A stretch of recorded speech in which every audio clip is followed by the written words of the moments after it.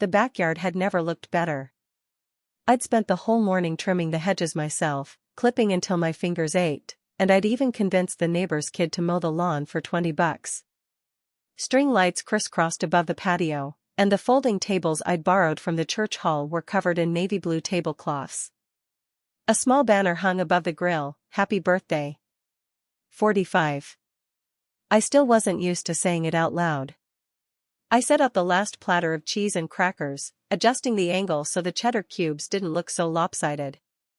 My mother, Evelyn, sat in a lawn chair by the rose bushes, fanning herself with a paper plate even though it wasn't that hot. She'd worn a floral sundress and had her silver hair pinned up, which meant she was making an effort. For her, that was practically a declaration of love. "Claire, you've done too much," Evelyn said, gesturing with the plate. "It's a birthday party, not a wedding reception." "It's fine, Mom. I wanted to." I straightened the banner, which had started to sag on one side. "Derek said he'd bring the cake." Evelyn's face brightened at the mention of his name. "Oh, he'll bring something wonderful. He has such good taste. That restaurant of his keeps getting written up in the local paper, you know." I knew. She told me every time we spoke.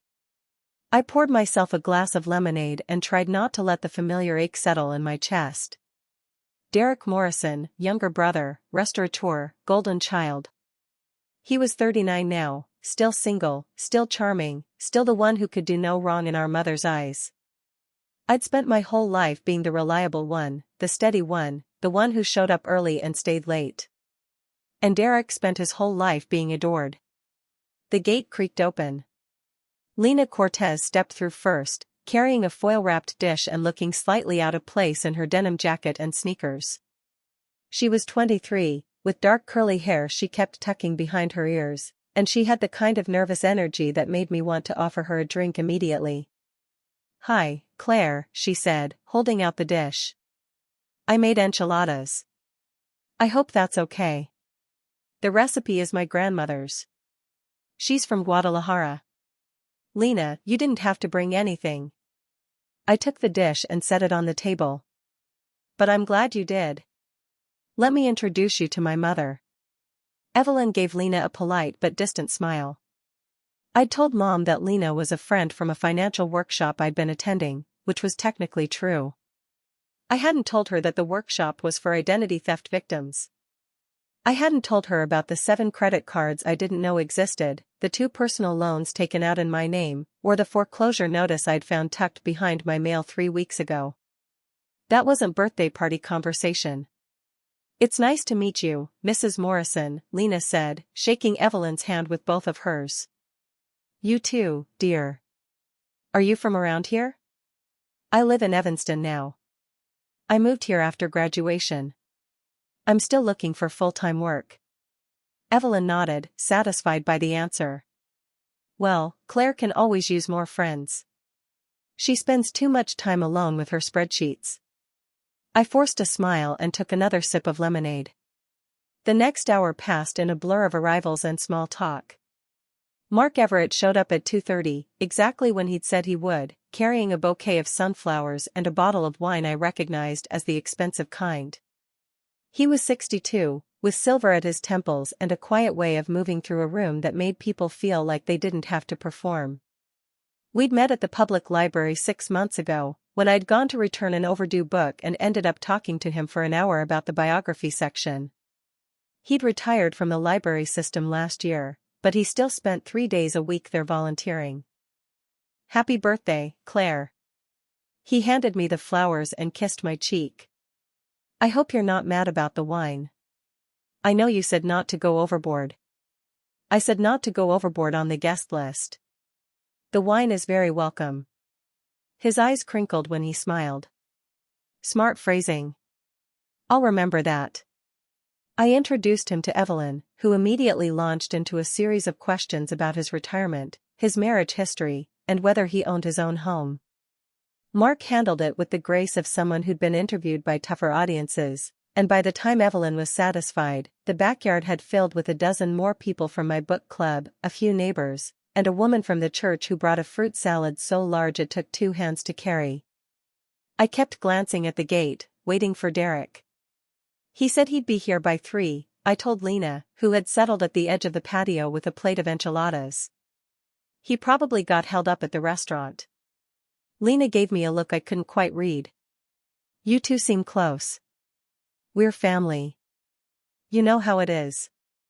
She didn't say anything else, but I noticed she kept watching the gate too. At 3:15, the gate swung open and Derek Morrison stepped through with the ease of a man who knew he was late but also knew no one would hold it against him. He wore a crisp white button-down with the sleeves rolled up, dark jeans that probably cost more than my monthly rent, and sunglasses pushed into his hair. He was carrying 2 boxes from the bakery downtown, the one that only did custom orders. Sorry, he called out, hoisting the boxes like trophies. The cake took forever. You have no idea what I had to do to get them to write happy birthday, big sis in edible gold leaf. A few people laughed. Evelyn beamed. Derek made his rounds, shaking hands, kissing cheeks, charming every person in the yard with the practiced ease of someone who'd been doing it his whole life. He stopped to compliment Evelyn on her dress, told Lena her enchiladas smelled incredible, and clapped Mark on the shoulder with a "You're the librarian, right? Claire talks about you all the time." I watched him and felt the edges of my guard lower, just slightly. He'd shown up. He'd brought the cake. Maybe this birthday would be different. He finally made his way to me, pulling me into a one-armed hug that smelled like expensive cologne and bakery sugar. Happy birthday, Claire. You look great. Did you lose weight? I didn't lose weight, Derek. Well, you look great anyway. He grinned, and for a moment he was just my little brother, the one who used to build forts in the living room and split his Halloween candy with me. I got your favorite. Chocolate raspberry. Don't tell Mom, but I also got a vanilla sponge for her because she'll complain no matter what. She's your mother too. That's what I keep telling myself. He laughed, and I let myself laugh with him. The party found its rhythm. The grill got fired up, and Mark proved to be an unexpectedly good cook, flipping burgers and sausages with the same methodical attention he gave to library shelving. Lena helped me refill drinks and refresh the snack platters, asking quiet questions about the neighbors and the book club members like she was trying to memorize names. Evelyn held court near the roses, telling anyone who would listen about Derek's restaurant and his recent feature in a food magazine. I was standing by the grill, helping Mark with the last batch of patties, when I felt Derek's hand on my elbow. Hey, can I talk to you for a second? His voice was low, casual, but there was something underneath it that made my stomach tighten. Sure. What's up? He guided me away from the grill, past the cluster of book club members discussing their latest read, to the far corner of the yard near the shed.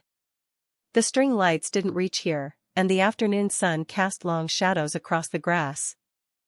I have something for you, he said. A birthday present. But it's not exactly traditional. You already bought the cake. That was enough. No, this is different. This is important.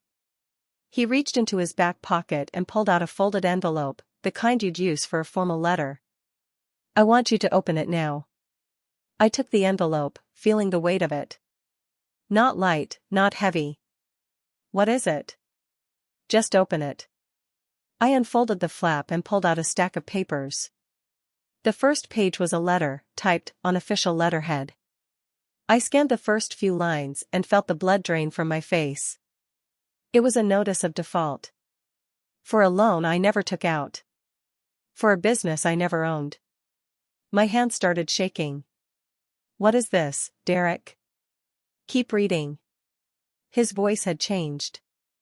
The charm was gone, replaced by something flat and hard. I turned to the second page. A credit card statement. A balance of $14,000. An address I didn't recognize. My name. My social security number. Third page. A second loan. $22,000.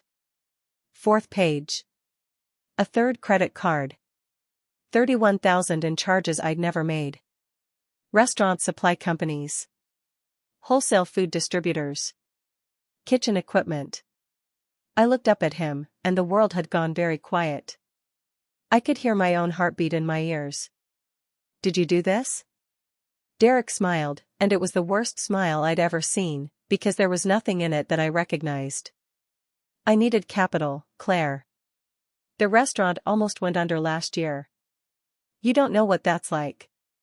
You sit in your little home office, crunching numbers for other people, and you have no idea what it takes to build something real. I had to make choices. You stole my identity. I borrowed it. Temporarily. I was going to pay it all back once the new location opened. But then the renovation costs went over, and the health department fined us for some bullshit violation, and I had to open another card to cover the payroll, and then one of my investors pulled out, and it just kept snowballing.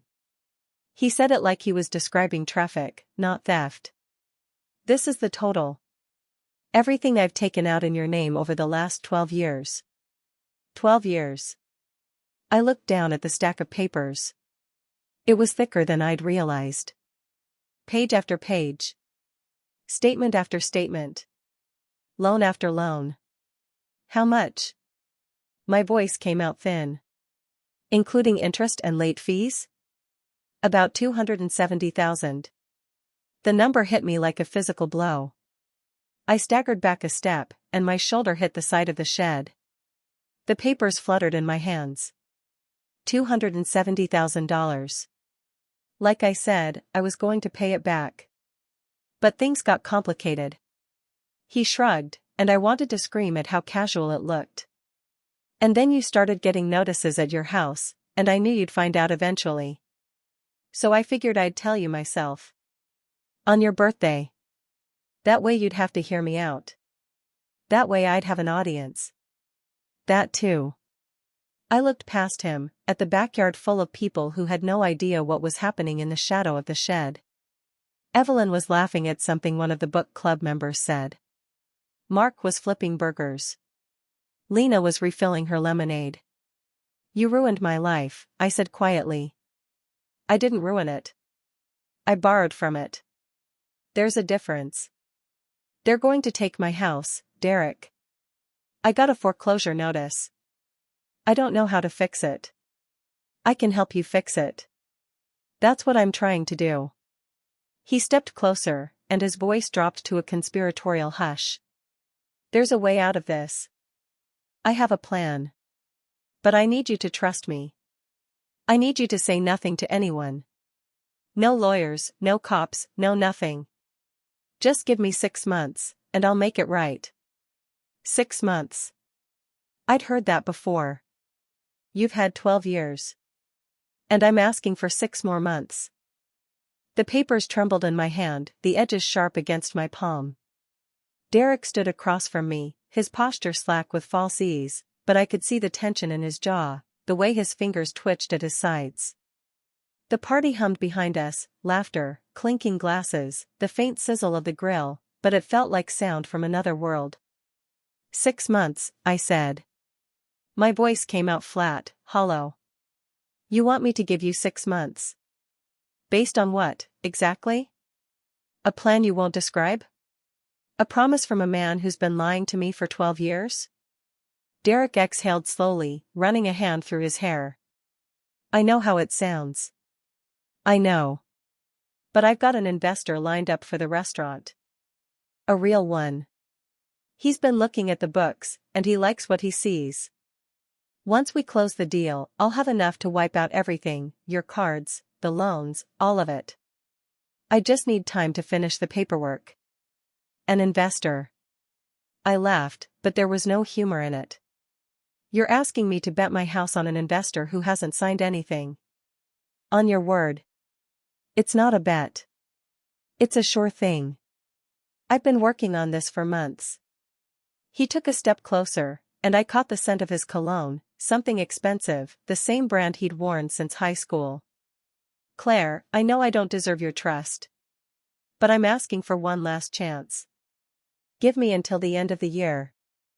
If I haven't made it right by then, you can do whatever you want. Call the cops, hire a lawyer, sell my stuff, I won't fight you. The end of the year. Christmas. The promise wrapped in tinsel and hope. I wanted to believe him. That was the worst part. Beneath the anger, the betrayal, the sick churning in my stomach, a small, desperate part of me wanted to hand him the bills and walk away, let him fix everything while I pretended the past 12 years never happened. I looked down at the papers. The credit card statements were thick, glossy things from banks I'd never visited. The loan documents were photocopies with my signature, a scrawl that looked almost right, but not quite. Derek had practiced it. He'd probably spent hours in front of a mirror, perfecting the loops and lines of my name. How did you get my social security number? I asked. I've never given it to anyone. Not even Mom. Derek's eyes flickered. You left your tax return on the kitchen table once. A long time ago. I copied it down. I'm sorry. That's it? You saw a piece of paper and decided to ruin my life? I didn't set out to ruin anything. I was in trouble, the restaurant was bleeding money, and I didn't know where else to turn. I thought I could pay it back before you ever noticed. A few thousand here, a few thousand there. But it kept growing, and I kept digging, and by the time I realized how bad it was, I couldn't stop. So you just kept going. For 12 years. He nodded, his chin dipping low. Yeah. I kept going. The admission hung between us, raw and ugly. I wanted to scream at him, to slap the guilt off his face, to make him feel even a fraction of the fear I'd felt when I opened that foreclosure notice. But the sound stuck in my throat. From the patio, Evelyn's voice rang out, bright and oblivious. Derek. Claire. The cake's ready. Come blow out the candles before the ice cream melts. Derek's shoulders relaxed slightly. He forced a smile. We should go. Mom'll wonder what's going on. Let her wonder. I tucked the papers into the pocket of my jacket. We're not done here. I know. But please, for tonight, just act normal. She doesn't need to know about this. It would break her heart. You should have thought of that before you stole my identity. He flinched, and some of the satisfaction I felt curdled into guilt. Damn him. Even now, he could make me feel like the bad guy. I turned and walked back toward the party, my legs stiff and wooden. The lawn was soft under my heels, the fairy lights strung across the pergola casting a warm, golden glow over the guests. Mark stood by the grill, spatula in hand, chatting with one of my neighbors. He glanced up as I approached, and his smile faltered. Hey. He set down the spatula and stepped closer. Everything okay? You were gone a while. Fine.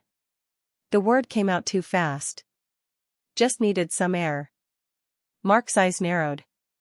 He'd always been good at reading me, one of the things I liked about him, and one of the things I feared. You look pale. Do you want to sit down? I can get you some water. No, I'm fine. Really? I forced my lips into something that resembled a smile. Go enjoy the party. I'll be right back. He didn't look convinced, but he nodded and returned to the grill.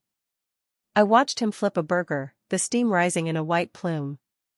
Mark Everett, retired librarian, kind and steady and patient. I'd only known him for a few months, and I'd already started imagining a future where we might be something more. But Derek had poisoned that future, too. Even if Mark never knew the details, he'd see the financial wreckage. He'd wonder why I couldn't pay my mortgage. He'd ask questions I couldn't answer without lies. Evelyn beckoned from the patio table, where a cake glittered with frosted roses and a single candle shaped like the number 45. Come on, birthday girl. Make a wish. I walked over, past Lena Cortez, who stood at the edge of the patio with a wine glass in her hand. She watched me with an intensity that made my skin prickle. Lena was a young woman I'd met at a financial wellness workshop a few months ago. She'd been struggling with a stolen identity herself, and we'd bonded over the frustration of trying to untangle the mess. She'd become a sort of quiet ally, someone who understood the bureaucracy of victimhood. But there was something in her expression now that I hadn't seen before. A knowing. A recognition. I filed it away and bent over the cake, the tiny flame wavering in the evening breeze. All the guests were watching, smiling, waiting for me to wish for something. But my mind was blank. What could I wish for that Derek hadn't already taken? I blew out the candle. The guests cheered. Evelyn clapped her hands and began slicing the cake, passing out plates with pink frosting. I took a plate and retreated to a chair near the hedge, where I could watch the party without being watched. The first bite of cake tasted like sugar and ash. Lena appeared beside me, pulling a chair close. "You look like you've seen a ghost." "Something like that." I set the plate on my lap, not hungry. She leaned in, her voice low. "I heard part of what your brother said to you." "By the shed." My stomach dropped. "How much did you hear?" "Enough." And I recognized the pattern. She set her wine glass on the grass and turned to face me fully. "Claire, I need to tell you something. And you're not going to like it." I stared at her, the cake frosting melting on my tongue. "What?"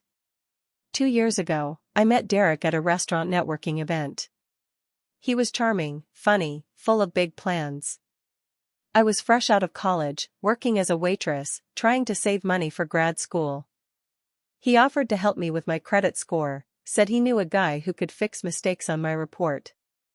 I was naive. I gave him my social security number. The air left my lungs. "Lena." "No." He opened 3 credit cards in my name.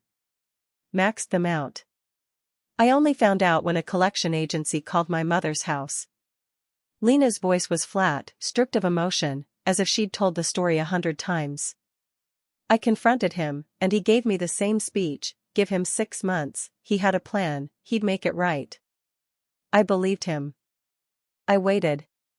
And 6 months later, he'd opened 2 more cards in my name and taken out a payday loan.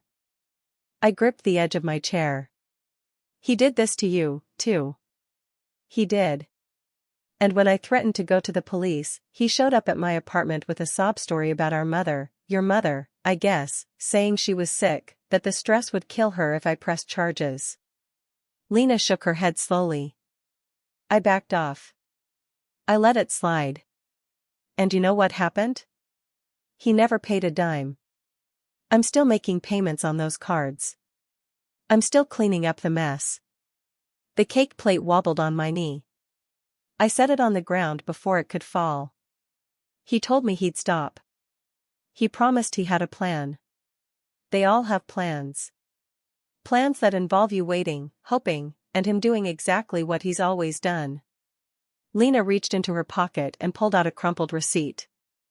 "I found this in the trash at the workshop last month. It's a receipt for a credit check on your social security number, dated 3 weeks ago. He's not done, Claire. He's still using your information." I took the receipt. Printed in thin blue ink, Morrison, Claire, Credit Inquiry, Chase Bank. The date was September 12th, 3 days before my birthday. I hadn't applied for anything with Chase. I didn't even have an account there. My hands began to shake. "He's still doing it," I whispered. "Yes." Lena's voice softened. "I'm sorry. I should have told you sooner, but I didn't know how to bring it up. I didn't want to believe he'd do it to his own sister. He's doing it to everyone." I folded the receipt into a tight square and shoved it into my jacket pocket, next to the stack of bills. "He's been doing it for 12 years. And I let him. I trusted him." "You didn't know." "There's a difference." "Is there?" I looked at Lena, at the dark circles under her eyes, the way she clutched her wine glass like a shield. "You trusted him too. And now you're still paying for it. Which is why I'm telling you now. Don't make the same mistake I did. Don't wait 6 months. Don't wait 6 days. The moment you give him time, he'll use it to dig deeper. The party swirled around us, laughter, music, the clatter of plates. Evelyn was cutting another slice of cake, handing it to Mark with a warm smile. None of them knew. None of them could see the knife twisting in my chest. I stood up, my legs unsteady. I need to talk to him again. He just left. Lena nodded toward the driveway. I saw him walking to his car about 5 minutes ago. He said something about a meeting. Of course. A meeting. At 9 o'clock on a Friday night. I should have known he wouldn't stay to face the full fallout. I'll catch him. I started toward the driveway, weaving through clusters of guests. Someone called my name, Evelyn, probably, but I didn't stop. Derek's car, a sleek black sedan that I knew he couldn't afford, was already pulling out of the driveway. I broke into a jog, but by the time I reached the curb, he was gone, taillights disappearing around the corner. I stood in the street, the cool autumn wind cutting through my dress. The receipt burned in my pocket. 6 months. He'd asked for 6 months, and he'd already lied to me in the same breath. Back at the house, the party wound down slowly. Guests gathered their coats and leftovers, thanking me for a lovely evening. I smiled and nodded and said all the right things, but my mind was elsewhere. Mark lingered near the door, clearly wanting to talk, but I begged off with a headache. Once the last car pulled away, I walked through the silent house. The living room still smelled of grilled meat and candles. The kitchen counter was cluttered with dirty plates and half-empty cups. I ignored it all and went straight to my office. The office was a small room off the kitchen, with a desk cluttered by bills, receipts, and a laptop I'd bought on clearance 3 years ago. I sat down, pulled the stack of papers from my jacket, and spread them across the desk. Credit card statements. Loan agreements. The foreclosure notice. I stared at the papers spread across my desk until the numbers blurred into meaningless shapes. The credit card statements. The loan agreements. The foreclosure notice. And there, tucked beneath a utility bill from August, the receipt from Chase Bank dated September 12, 3 weeks ago. Derek had walked into a branch with my social security number and requested a credit check. The teller had printed him a receipt. He'd smiled, thanked her, and walked out. I picked up my phone. My thumb hovered over the keypad. 3 numbers. 911. That was the obvious move. The smart move. Let the police handle it. Let them arrest him, let the courts sort out the rest. But my thumb wouldn't move. Because I knew what would happen next. The questions. The evidence gathering. The months of waiting while my credit cratered further and the foreclosure clock ticked down. And my mother. Evelyn wouldn't understand. She'd see me pressing charges against her son, her golden boy, and she'd ask me how I could do this to the family. I set the phone down. Not yet. The receipt glowed under the desk lamp. Chase Bank. Branch 472, 1843, West Belmont Avenue. A date. A time. A reference number. I reached for my laptop and opened a browser. The screen was too bright, I dimmed it and typed in the Chase Fraud Department number. Then I stopped. Derek wasn't stupid. He'd used a teller, not an online application. Teller-assisted credit inquiries were harder to trace without a warrant. He knew the system. He'd learned it over 12 years. 12 years of forging my signature, memorizing my date of birth, reciting my mother's maiden name like a prayer. I pulled the foreclosure notice to the top of the pile. Bank of Illinois. Property at 47 Ashland Drive. My house. My mortgage. I'd bought it after the divorce, a small bungalow with a porch that sagged and a furnace that wheezed. I'd paid every payment on time, sometimes scraping pennies together to make sure the check cleared. But somewhere in that pile, Derek had opened a home equity line of credit in my name. Second position.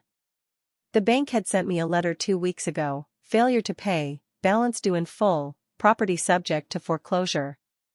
I didn't remember signing for a home equity line. I didn't remember applying for one. I didn't remember anything, because Derek had done it all without my knowledge. And the worst part, the part that made my stomach twist, was that I kept finding more. Every time I thought I'd seen the full picture, another document surfaced, another account appeared, another wound opened. I needed a deeper look. Not into the accounts I knew about, but into the ones I hadn't found yet. Because if Derek had been doing this for 12 years, there had to be a record. A ledger. Somewhere he tracked what he'd taken, what he still owed, what he planned to steal next. The thought came unbidden, he kept everything. I'd seen his apartment once, years ago, when he'd asked me to water his plants while he was out of town. Every surface had been covered with receipts, sticky notes, bank statements in messy piles. He hoarded paperwork the way a pack rat hoarded junk. If he'd kept records of his fraud, they'd be someplace physical. Someplace he could touch. My hands started shaking. I pressed them flat against the desk. I still had a key to his apartment. He'd given me one after Mom's hip surgery, in case of emergencies. I'd never used it. But it lived in my junk drawer, a brass key on a faded blue keychain that said Derek's place. The thought of going into his apartment without his permission made my throat tighten. Breaking in. That was what it would be. Illegal entry. If he caught me, he could call the police. He could press charges. And I'd be the criminal, not him. But if I waited for a warrant, I'd lose the house. I looked at the clock on my laptop. 9:47 p.m. Derek was probably out. He'd left the party in a hurry, but he never went home early on a Saturday. He'd hit a bar, meet up with friends, drink until the night curled into morning. I had a window. 4 hours. Maybe 5. I stood up so fast my chair screeched against the floor. I grabbed my purse, slipped the Chase receipt into my pocket, and walked out the door without turning off the light. His apartment was in Wicker Park, on the second floor of a converted brownstone. I'd only been there twice. The first time was for his housewarming party, 8 years ago. The second was to water those plants. The key still fit the front door to the building, I knew because I'd tried it 6 months ago, when I'd picked up a package for him. The lock turned smoothly, and I stepped into the narrow hallway. The stairs creaked. I took them one at a time, my hand on the rail, my heart hammering.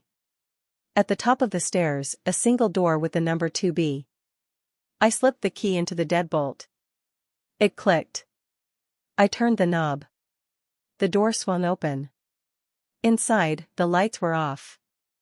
The air smelled like stale pizza and fabric softener. I found the switch and flicked it, revealing a living room that looked like a tornado had passed through. Clothes on the couch. Dishes in the sink. A laptop open on the coffee table, screen dark. I closed the door behind me and locked it. The apartment had 2 bedrooms. The second one, Derek used as an office. I'd seen it on my first visit, a cramped room with a desk piled high with paper. I walked past the kitchen, past the bathroom, and pushed open the door to the office. The smell hit me first. Old paper, dust, and something metallic, like coins. I reached for the light and gasped. The room was a disaster. Floor-to-ceiling boxes. Files stacked on the desk, on the chair, on the floor. A filing cabinet in the corner with all 3 drawers open, papers spilling out like confetti. The walls were covered in sticky notes, some yellow, some pink, covered in Derek's messy handwriting. I stepped inside and shut the door behind me. Where would he keep the ledger? If he had one, it would be something he referenced often. A notebook. A binder.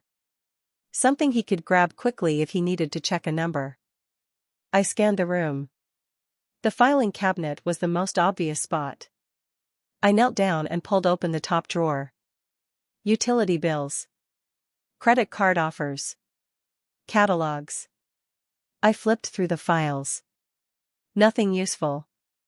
The second drawer was worse: old tax returns, receipts from 2018, a stack of takeout menus.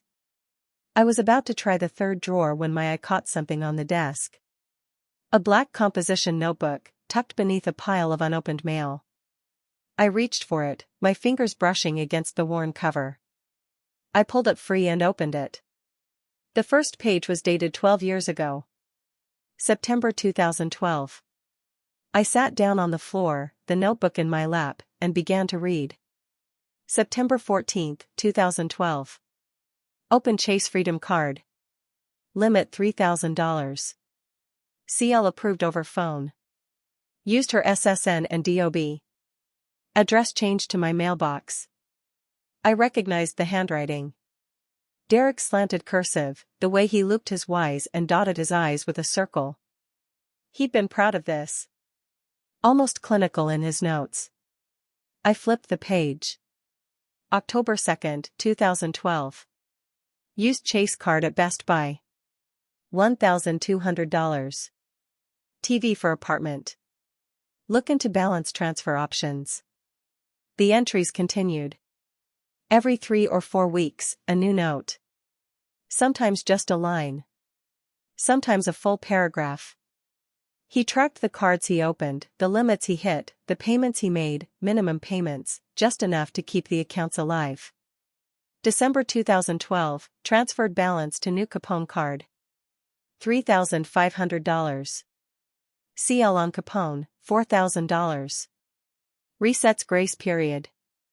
March 2013, third card. B of A. $5,000. Used for car repairs. June 2013, increased B of A to $7,000. CL increase requested by phone. Rep said yes. My hands were shaking. The notebook felt too heavy. I turned to the middle, where the dates shifted into year 2, year 3, year 4. New cards. New loans. New addresses. He'd changed my address on file at least 6 times, routing statements to P.O. boxes and friends' apartments. Then I reached the section marked Refinance. January 2018. Refinanced mortgage on 47 Ashland. New loan, $245,000. CL used, $67,000. My share, $15,000. Rest used to pay off earlier cards. I closed my eyes. He'd refinanced my house. Without telling me. Without asking. He'd signed my name, used my credit, and taken $15,000 for himself. I kept reading. The ledger went on for years. He'd opened at least 3 cards a year, sometimes 4. He'd applied for personal loans, auto loans, even a small business loan in my name that he claimed was for a startup that never existed. The total amount he'd stolen was higher than what he'd admitted to at the party. Much higher. The notebook's running total, written in the back cover, said $348,000. $78,000 more than what he'd told me. I turned to the last page. It was dated 4 days ago, on September 28. A single line in Derek's hand. Pending, Amex Blue Cash. Applied online 9/28. CL pending. If approved, transfer $10,000 to new card to relieve B of A pressure. He was still doing it. 4 days ago, he'd applied for another card. And he planned to transfer $10,000 from an existing account to relieve pressure. Money that was mine. Money he'd stolen. I closed the notebook and pressed it to my chest. The paper smelled like coffee and ink. I needed to copy this. The entire ledger. If I took the original, he'd know someone had been here. But if I photographed every page, I'd have evidence without leaving a trail. I pulled out my phone and started snapping pictures. Page by page. The first entry. The middle. The refinance. The running total. The pending application. Each image captured a piece of the 12-year lie. When I finished, I put the notebook back exactly where I'd found it, beneath the pile of mail. I stood up and looked around the office one more time. There had to be more. Something else I'd missed. But the room was too chaotic to search thoroughly, and I could feel the clock running. If Derek came home now, I'd be caught. I slipped out of the office, locked the apartment door behind me, and walked down the stairs on unsteady legs. Outside, the night air hit me like a slap. I leaned against the building's brick wall and took a deep breath. The photos were on my phone. $348,000. 17 cards. 2 personal loans. 1 refinanced mortgage. And a pending application from 4 days ago. I looked at my phone. The screen showed a missed call from Mark Everett. He'd called at 10:12 p.m. while I was inside. I didn't know what to tell him. Not yet. I sent a quick text, "Sorry I rushed off. Long story. I'll call tomorrow." His reply came a minute later, "Are you okay?" I didn't answer. I walked to my car, got in, and sat in the driver's seat with the engine off. The ledger played in my head like a film reel. Derek at a computer, typing in my name, my birthdate, my social security number. Derek on the phone with a bank representative, using my voice. No, he couldn't use my voice, he was a man, but he could answer verification questions. He knew my mother's maiden name. He knew the street I grew up on. He knew everything. I started the car and drove home. The house was dark when I pulled into the driveway. The porch light was burned out.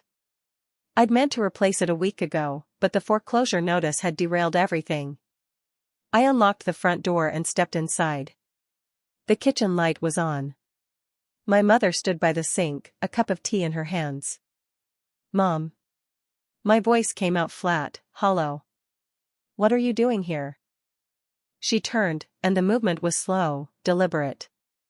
My mother had always been good at timing, pauses that landed like verdicts. "Your party. You left early." She took a sip of tea, studying me over the rim. "I thought you might want to talk." I set my purse on the counter. The kitchen felt smaller than it had this morning. The tile floor gleamed under the fluorescent light, and the smell of lemon cleaner still hung in the air from when I'd scrubbed the counters before the party. I hadn't even wanted to host a party. Derek had insisted. "I'm fine," I said. "No, you're not." She set the cup down and folded her arms.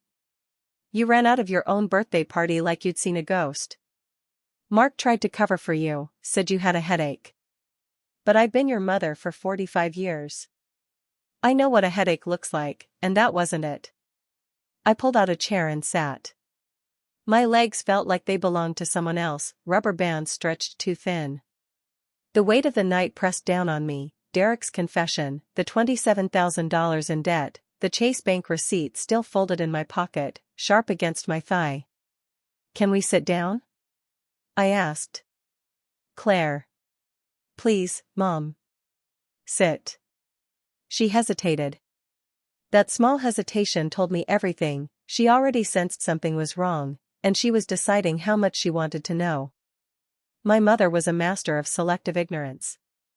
She'd built a life around it. She sat across from me, her hands clasped on the table. The tea steamed between us, forgotten.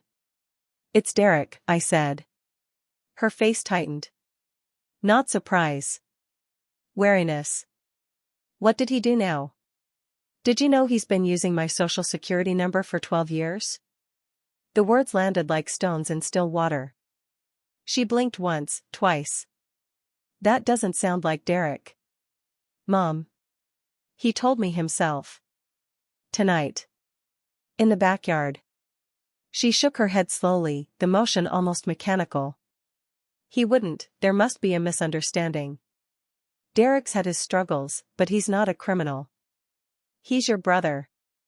I pulled the Chase Bank receipt from my pocket and slid it across the table. The thin paper curled at the edges. "This is a credit inquiry from 3 weeks ago. September 12th. He used my social security number to apply for a Chase card." She stared at the paper but didn't pick it up. "What am I supposed to do with that?" "Read it. Look at the date. Look at the name." It's me. Except it's not me. I don't understand these things, Claire. You know I don't. Mom. I pressed my palm flat against the receipt. He's been doing this for 12 years. He opened credit cards in my name. He took out personal loans. He used my information to get utility accounts. He told me the total is about $27,000, but that's just what he's willing to admit. I just got a foreclosure notice on this house because I can't make the mortgage payments anymore. Because of him. The color drained from her face. For a moment, she looked older than her 72 years. The lines around her mouth sharpened, and her hands trembled slightly before she pressed them flat against the table. That can't be right, she whispered. It is right. I have the statements. I have the letters. I have 7 credit cards I never opened, 2 loans I never signed for, and a foreclosure notice that's going to take my house unless I find a way to stop it. My voice cracked, and I hated it. I took a breath. He asked me to give him 6 months. He said he'd fix everything. He said he had a plan. And Lena Cortez. She was at the party tonight. Derek used her identity too, 2 years ago. Same story. Same 6-month promise. He never paid a cent.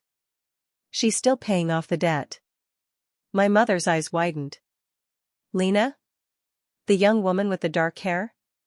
The one you introduced me to at the beginning of the party? Yes. She seemed nice. She is nice. She's also a victim. Just like me. My mother pressed her lips together. I could see the gears turning in her head, the careful calculations, the weighing of loyalties. She'd spent 30 years making excuses for Derek. He was the baby.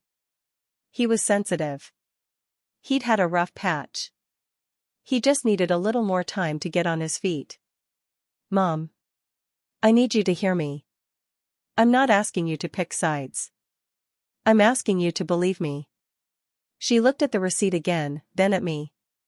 What are you going to do? I don't know yet. The words felt like failure. He asked me not to go to the police. Not to hire a lawyer. But Lena gave me the same warning she wished someone had given her, that the promises are empty, and the only person who's going to protect me is me. Claire, he's your brother. He's a thief. Don't say that. Mom. I leaned forward. He stole my identity. He stole my credit. He's stealing my house. What would you call it? She looked away.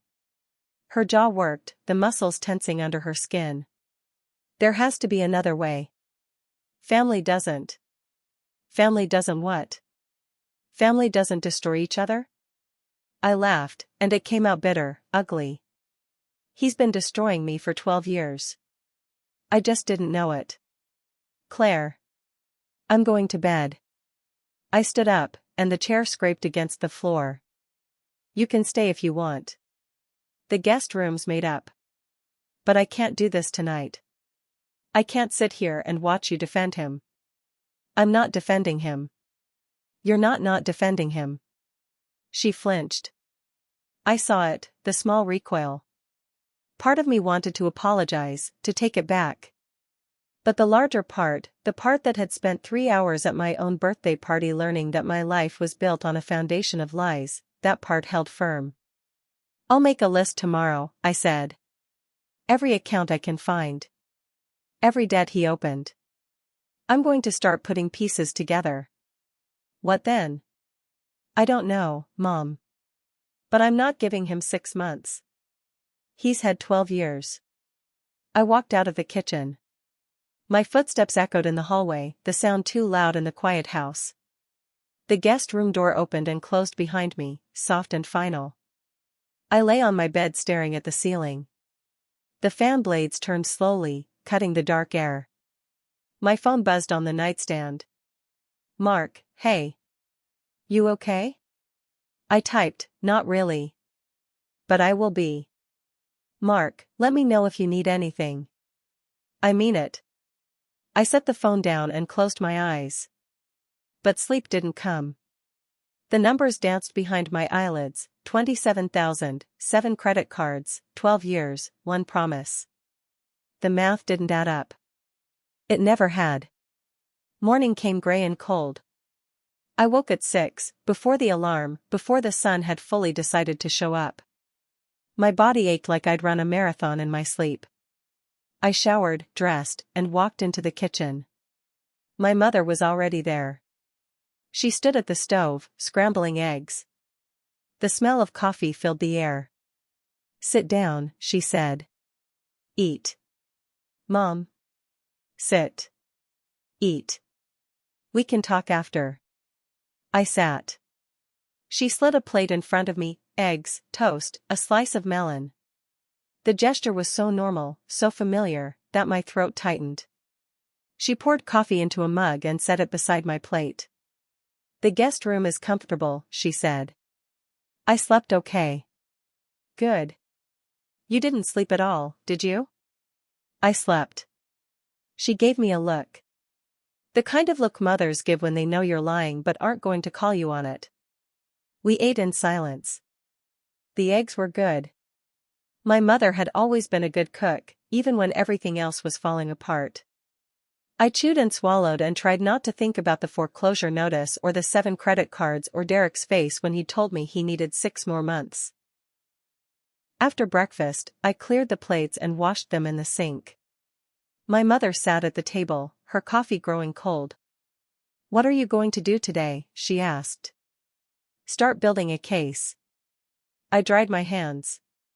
"I need to pull my credit reports from all 3 bureaus. I need to document every account he opened. I need to find out if there's more I don't know about." "That sounds like a lot." "It is a lot. But it's my lot now." She nodded slowly. "Can I help?" I turned to look at her. She sat with her hands wrapped around the mug, her knuckles white. Her eyes were red-rimmed. She hadn't slept any better than I had. "I don't know how you can help right now," I said. "But I appreciate the offer." "I'm your mother, Claire." "I should have." She stopped. Shook her head. "I should have seen it." "You weren't looking." "No." Her voice was barely a whisper. "I wasn't." The admission hung between us, fragile and new. I didn't know what to do with it. Couldn't process it. So I let it sit. "I'll be in the home office," I said. "If you need me." I retreated to the small room at the back of the house. My desk was covered in papers, bank statements, credit card bills, the stack of letters I'd been ignoring for months. I pulled up the credit bureau websites and started the process of freezing my credit. It took hours, every step requiring verification codes and security questions and waiting on hold. By noon, I had all 3 reports in front of me. The numbers were worse than I'd expected. 27,000 was just the beginning. Derek had been methodical, careful. He'd opened accounts in waves: 2 cards here, a personal loan there, a store credit card after that. The total across all 3 reports came to $42,312. 42,000. I stared at the screen until the numbers blurred. My hands were shaking. I gripped the edge of the desk and forced myself to breathe. He'd lied about the total. Of course he'd lied. The 27,000 had been a test, a way to see if I'd accept a smaller number. And if I'd given him the 6 months, he would have added more. He'd been adding more for 12 years. Why would he stop now? I printed every page. The stack grew thick: bank statements, credit card applications, collection notices, late payment fees. I organized them by date, by account type, by creditor. The pattern was clear. Derek had started small, testing the waters, then escalated. The first card was a department store card with a $500 limit. The most recent was a loan for $8,000, opened 6 months ago. He'd stopped being careful. Or maybe he'd never been careful. Maybe he'd just been lucky. My phone buzzed. A text from an unknown number: but the first line told me everything I needed to know. "Claire, it's Derek. Please don't block me. I need to explain." I deleted the message without reading the rest. My finger hovered over the block button, and I pressed it. "Small steps," I said to the empty room. At 2 o'clock, I heard the front door open and close. My mother's voice drifted down the hall. "Claire? I'm going to the grocery store. Do you need anything?" "No, Mom. I'm fine." The door closed again. The house settled into silence. I kept working. I made a spreadsheet with every fraudulent account, every charge, every payment he'd missed. I noted the dates of collection calls, the letters I'd thrown away without reading. I cataloged the damage like a scientist studying a disaster site. At 4 o'clock, I found something new. It was buried in the credit card statement for a card I'd never seen before, a Chase Sapphire Preferred, opened 2 years ago. The statement listed a payment address in Chicago, a P.O. box I didn't recognize. But that wasn't what caught my attention. What caught my attention was the line item. Payment received, $500. From account ending in 8891. The payment was made 3 weeks ago. I stared at the Chase Sapphire Preferred statement until the numbers blurred into gray smudges. The payment address caught my breath first, a P.O. box in Chicago, somewhere on the west side. But the account number, that 4-digit tail, hooked into my chest and pulled. 8,891. Someone had paid $500 toward a credit card I never knew existed. A card opened in my name, with my social security number, my address, my life. And 3 weeks ago, someone, not me, not Derek, had made a payment. I looked at the clock on my desk. Just past 9 in the evening. The house had gone quiet after Evelyn retreated to her room, her footsteps heavy with the weight of everything I'd told her. She'd said she believed me. I wanted to believe her. But the P.O. box in Chicago meant there was someone else. Someone with a bank account ending in 8891 who had access to Derek's world, or maybe to Derek himself. I couldn't call the bank tonight. They'd be closed. I couldn't call the police without more evidence. And I definitely couldn't call Derek. I deleted his number, blocked it, cut that thread. What I could do was find out who Rachel Nguyen was. The name had come to me as I drove home from the party, after Lena had warned me and my mother had finally looked at me with something other than pity. Rachel Nguyen, attorney at law. Lena had mentioned her in passing, said she specialized in identity theft cases, said she'd helped a friend of hers navigate the legal mess Derek had left behind. I opened my laptop and typed the name into the search bar. Several results came up. Rachel Nguyen, associate at Chen and Associates, Chicago. Rachel Nguyen, family law. Rachel Nguyen, real estate transactions. I scrolled past those until I landed on a smaller firm, Nguyen Legal Services, with an address on Lincoln Avenue. The website was clean, professional. A photo showed a woman in her late 30s or early 40s with dark hair pulled back, sharp eyes behind thin-rimmed glasses, an expression that said she'd heard every excuse and wasn't impressed by any of them. Her bio mentioned 10 years of practice in consumer protection, identity theft, and fraud litigation. I clicked the contact page and found a phone number. Late, I knew.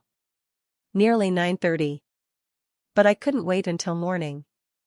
Every hour I sat still, Derek could be opening another account, another line of credit, another knife wound in my financial future.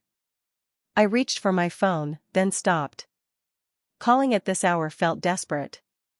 Unprofessional. But I was desperate.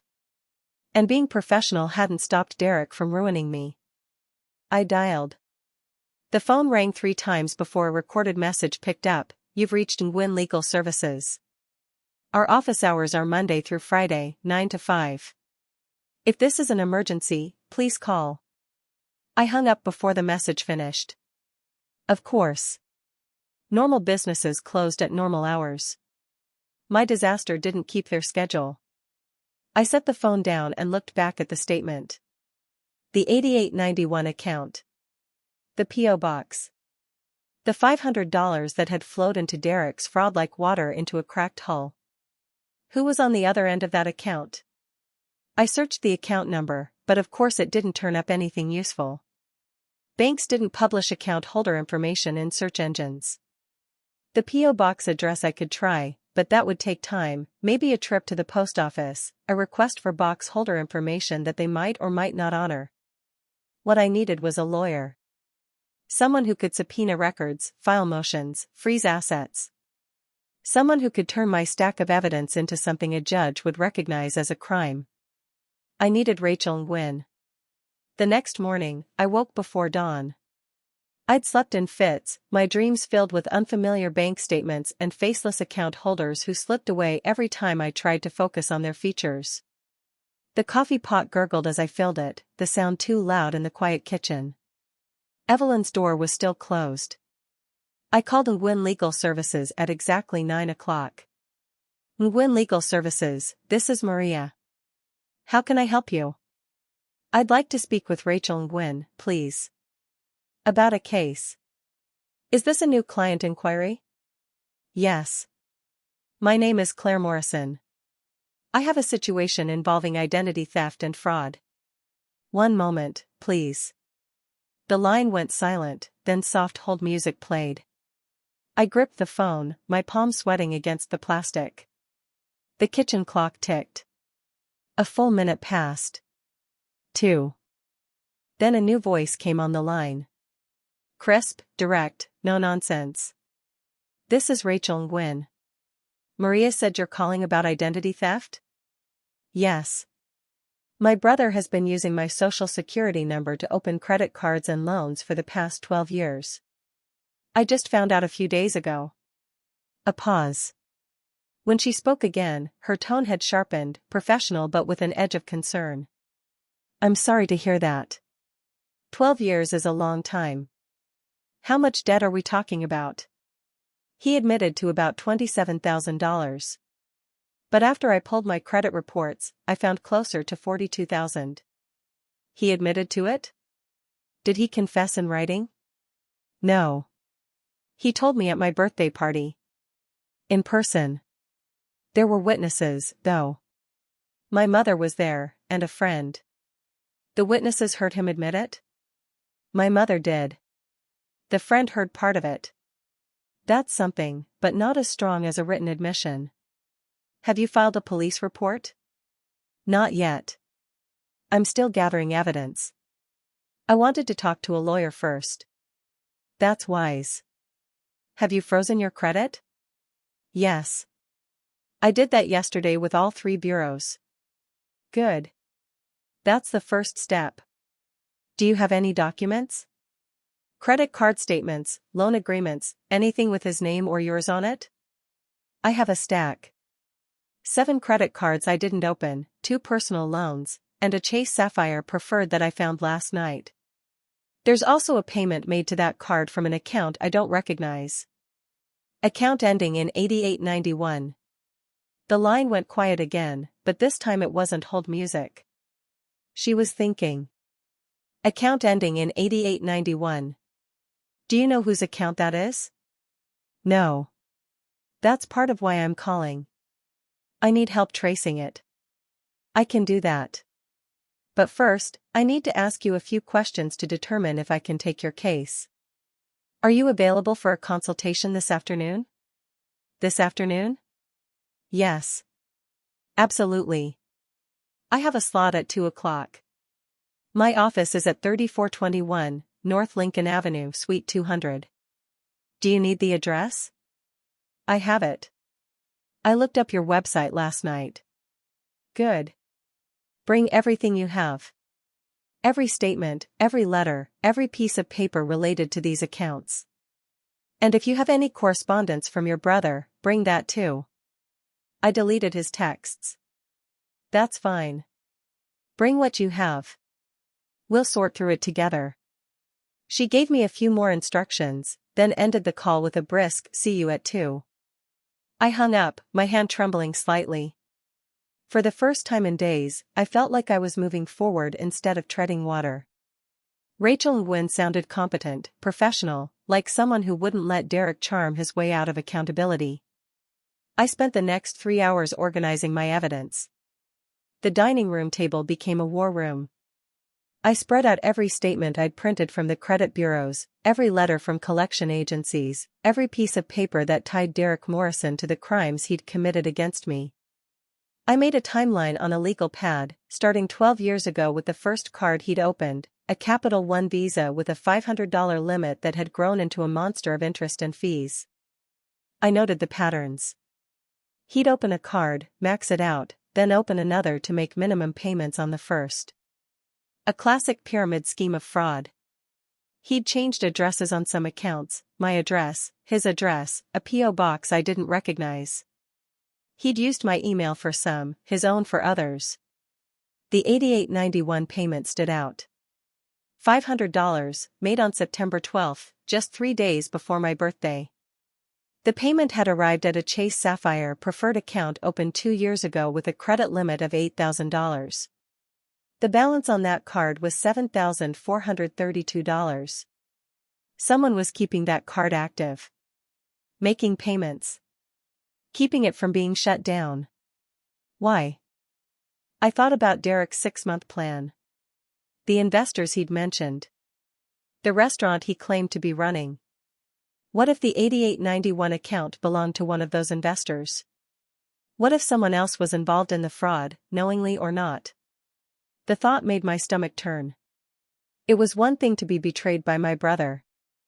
The idea that a stranger might be complicit, that Derek had pulled someone else into his web, made the whole thing feel bigger and darker than I'd imagined. At noon, Evelyn emerged from her room. She looked older than she had 2 days ago, her eyes puffy, her hair uncombed. She stopped at the edge of the dining room and stared at the papers covering the table. "What's all this?" "Evidence," I said. "I have a meeting with a lawyer at 2 o'clock. Her name is Rachel Nguyen. She specializes in identity theft." Evelyn's lips pressed together. "A lawyer? You're really going to do this?" "Yes, Mom. I am. He's your brother. He's a criminal. And I'm tired of pretending otherwise." She didn't argue. She just stood there, her hands gripping the doorframe, her eyes fixed on the papers as if she could read the story of her son's betrayal in the fine print. After a long moment, she said, "Can I come with you?"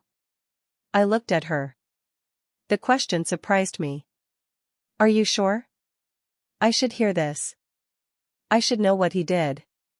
All of it." "Okay. I'll drive." She nodded and shuffled back toward the kitchen, her footsteps slow but steady. I watched her go, wondering if this was the beginning of something or just another chapter in the long, painful story of the Morrison family. At 1:30, I packed everything into a cardboard box: statements, letters, notes, the timeline I'd written, the Chase statement with the $88.91 payment circled in red. Evelyn put on a cardigan and waited by the door. The drive to Lincoln Avenue took 20 minutes. The office was in a converted brownstone, the ground floor occupied by a coffee shop and a small bookstore. Suite 200 was up a narrow flight of stairs, the walls lined with framed diplomas and certificates. Rachel Nguyen met us in the waiting room. She was shorter than her photo suggested, but her presence filled the space. Dark hair pulled back in a tight bun, glasses with thin silver frames, a tailored blazer over a simple blouse. She shook my hand firmly, then Evelyn's. "Mrs. Morrison." "Ms. Morrison. Please, come in." Her office was small but organized. A desk with 2 monitors, a filing cabinet, a bookshelf filled with law texts and binders.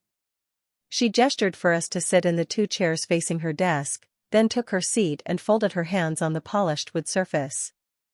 "Before we begin, I need to clarify a few things. I'm not your attorney yet. This is an initial consultation. After I hear the details of your case, I'll determine whether I can take it on and under what terms. Is that acceptable?" "Yes," I said. "Good. Tell me everything. Start from the beginning." I took a breath and began. I told her about the birthday party, about Derek pulling me aside in the hallway, about his confession and his plea for 6 more months. I told her about Lena, the other victim, and the evidence she'd given me. I pulled the accordion folder from my bag and set it on Rachel Nguyen's desk. The cardboard edges were soft from years of use, the elastic band stretched thin. I'd bought it a decade ago at an office supply store, never imagining it would one day hold evidence against my own brother. "This is everything," I said, my voice steadier than I expected. "Credit reports, billing statements, the letters from collection agencies, the foreclosure notice. I've organized them by account and by year." Rachel nodded, her eyes appraising the folder's swollen thickness. She was younger than I'd expected, maybe mid-30s, with sharp cheekbones and dark hair pulled back in a style that meant business. Her office, in a converted brownstone on North Lincoln Avenue, had the kind of quiet that insulated you from the street noise. A single window faced the alley, letting in gray September light. "Before we start," she said, "I want to confirm something. You mentioned on the phone that you've already frozen your credit with all 3 bureaus." "Yesterday morning." I sat back in my chair. My mother, Evelyn, sat beside me, her hands clasped in her lap like she was in church. "Equifax, Experian, TransUnion. All frozen. And Derek, your brother, he's been using your social security number exclusively, or did he have access to your physical cards as well?" "Both." The word tasted bitter. "I found cards I never applied for. Store cards, a Chase Sapphire, a Capital One.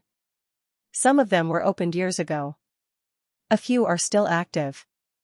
He must have had the physical cards shipped to his apartment or maybe a P.O. box. I never saw them." Rachel made a note on a yellow legal pad. "And you said the total debt according to the credit reports is $42,312? "Yes.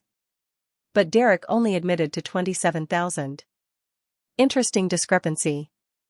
She uncapped her pen. "Let's start at the beginning. Walk me through everything you have. Don't leave out any detail, even if it seems small." I opened the folder and pulled out the first document, a 3-page credit report from Equifax. The paper was warm from being pressed against my other files, and I smoothed it flat on her desk. "The first time I caught anything was about 2 years ago," I began. "I found a Victoria's Secret card in my mailbox. I'd never applied for it, so I called and canceled it. I assumed it was a mistake. But looking back, that was probably Derek's first attempt. Maybe he got spooked when I canceled it, because then he started opening accounts with addresses I wouldn't see, his apartment, I think." I laid the Equifax report to the side and pulled out the next. "This is the Experian report. It shows the first card he opened successfully, a Capital One Platinum card, dated January of 2014. I didn't find it until I pulled all 3 reports 2 days ago." Rachel took the report and scanned it, her eyes moving methodically down the columns. "And you didn't receive any statements for this account?" "No. He must have set up electronic delivery. Paperless billing. Smart of him." She said it without judgment, just observation. Most identity thieves count on their victims not checking their credit. But he went the extra step to make sure you wouldn't see the mail coming to your house. I swallowed. My mother and I have lived in the same house for 30 years. If a statement had come, I would have seen it. Evelyn shifted beside me. "I should have noticed," she said quietly. "I sort the mail. I put it on the kitchen counter. I never looked closely." "It's not your fault, Mom." "It is, though." Her voice cracked. "I told myself Derek was just irresponsible with his own money. I never imagined he was stealing from Claire. I never." She stopped, pressing a tissue to her eyes. Rachel waited a beat, then addressed me. "Have you spoken to Derek since the party?" "No. I deleted his number and blocked him. I don't want to give him a chance to explain or apologize or beg. I'm done with that." "Good. That's the right instinct." She made another note. "Now, tell me about the Chicago payment." I felt a flicker of energy. This was the detail that had been gnawing at me, the one I couldn't explain. I pulled out the Chase statement, folded to show the circled transaction. "See here," I said, sliding it across the desk. "This is the Chase Sapphire Preferred card. Balance of $7,432. On September 12th, there's a payment of $500 from an account ending in 8891. The bank name is listed as First Chicago Bank." Rachel studied it. "Do you recognize that bank?" "No. I don't have any accounts there." "So someone else is paying down this card." "That's unusual." She looked up. "In most identity theft cases, the thief makes minimum payments to keep the account active. But rarely do third parties get involved." "Do you think it could be a co-conspirator?" "It's possible. Or it could be someone Derek owes money to. He might have used your card as collateral or promised to pay someone back from the credit line." She set the statement aside. "I can subpoena First Chicago for account holder information, but we'll need a case number first." "You mean we need to file a police report?" "Yes." She met my eyes. "You're not going to be able to pursue this without involving law enforcement. Identity theft is a criminal offense, and without a police report, the credit bureaus and banks won't cooperate fully." I nodded. I'd expected this. "What does filing a report involve?" "I can make a few calls and schedule a meeting with a detective who handles financial crimes. They'll interview you, take your documents as evidence, and open an investigation. Once we have a case number, I can start issuing subpoenas." "And Derek? Will they arrest him immediately?" "That depends on the evidence. Given that you have 12 years of documentation, a confession from him, and a corroborating witness in Lena Cortez, a warrant is likely. But I can't promise a timeline." Evelyn spoke up again. "Will they notify me?" "He's my son." Rachel's expression softened. "Yes, you'll be notified. And I understand how difficult this is for you. But I need you to know, if Claire moves forward with this, Derek will be arrested. He'll face felony charges. Prison time is possible, especially given the amount and the duration." "I know." Evelyn's voice was barely a whisper. "I've been trying to prepare myself." I reached over and took her hand. She clasped it tightly. Rachel gave us a moment, then continued. "Claire, I want to lay out what I can do for you. First, I'll send letters to each credit card issuer and loan provider, explaining the identity theft and requesting that the accounts be closed and removed from your credit report. Second, I'll contact the foreclosure department of your mortgage company to request a stay based on active fraud investigation. Third, I'll work with law enforcement to identify the holder of the Chicago account. And fourth, I'll handle all communication with Derek's attorney once he retains one." "You think he'll get a lawyer?" "Eventually. If he's smart, he'll hire one the moment he learns you've filed a police report. He may even try to contact you first, through a third party. If he does, refer them to me. Do not, under any circumstances, talk to him directly. After what I've found out, I don't think I could even look at him without screaming." Rachel almost smiled. "That's fair. Now, let's talk about fees." I tensed. This was the part I'd been dreading. I had no money for a lawyer, I was barely scraping by as it was. "I'm not sure how I can afford to pay you. I work on a contingency basis for some identity theft cases, and I also offer deferred payment plans for clients in financial distress due to the fraud. Given the amount of evidence you've already assembled and the strong likelihood of recovery, I'm willing to accept a payment plan with the first payment due after your credit is restored." "Really?" "Really. I've been doing this long enough to know that the worst victims are often the least able to pay up front. And you've done more legwork than most clients who come to me. That tells me you're committed to seeing this through." Something loosened in my chest. "Thank you." "Don't thank me yet. We have a long road ahead." She flipped to a fresh page in her legal pad. "Now, let's go through the timeline you've prepared. I want the paper trail from the very beginning." I reached into the folder and pulled out the spreadsheet I'd made the night before. It was 4 pages, printed in landscape mode, with columns for date, type of account, balance, and notes. The rows stretched from 2012 to 2024, each one a theft. My brother's name is Derek Morrison, I said, setting the spreadsheet on top of the pile. He's 42 years old, 3 years younger than me. He runs a restaurant in Lincoln Park, or he did, anyway. It's been failing for years. He's never had a stable income.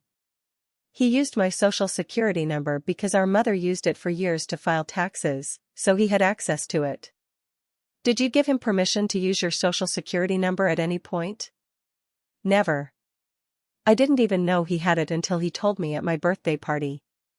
The birthday party that was at your mother's house? Yes. I turned 45 last Saturday. He waited until after everyone left, then pulled me into the kitchen and confessed. He said he needed 6 more months to fix it. He called it his 6-month plan. Did he explain what that plan was? He said he had investors lined up. That he was going to pay off all the cards and loans and make me whole. He said he'd been working on it for months and just needed a little more time. Rachel shook her head slowly. Classic delay tactic. He was buying time to find another source of money, open more accounts, or disappear. Do you think he would have really fixed it? Absolutely not. Once a pattern like this is established, it doesn't stop. The only thing that ends it is legal intervention. She tapped the spreadsheet. This is excellent work. Who helped you compile it? I did. I spent the night after the party going through everything online. I pulled all 3 credit reports, cross-referenced every account, and built the timeline. You mentioned that you found additional accounts on the reports that Derek hadn't told you about. Yes. He admitted to around 27,000. The reports show over 42. He didn't tell me about the Chase Sapphire card. He didn't tell me about the personal loan from Lending Club for $12,000. He probably thought I wouldn't dig deeper. And you also found a payment from a third party. I pointed to the Chase statement. The $500 from the Chicago account. It was made 3 weeks ago. That's the only payment I've seen from a source I don't recognize. Rachel made a note. I'll flag that as a priority. Third-party payments can lead to accomplices or indicate the money is being laundered through your identity. She looked up. Have you spoken to anyone else Derek might have defrauded? Lena Cortez. She came to me at the party. She said Derek did the same thing to her 2 years ago, opened 3 credit cards in her name, then later 2 more. She caught it when a collection agency called her. She said Derek gave her the same 6-month promise and never followed through. Did she file a police report? No. Not yet, I said. Rachel nodded, making a note on her legal pad. That's not unusual. Most victims are too ashamed or terrified to file a report. But Lena's testimony will be valuable when we do. She's a corroborating witness who proves a pattern of behavior. I glanced at my mother.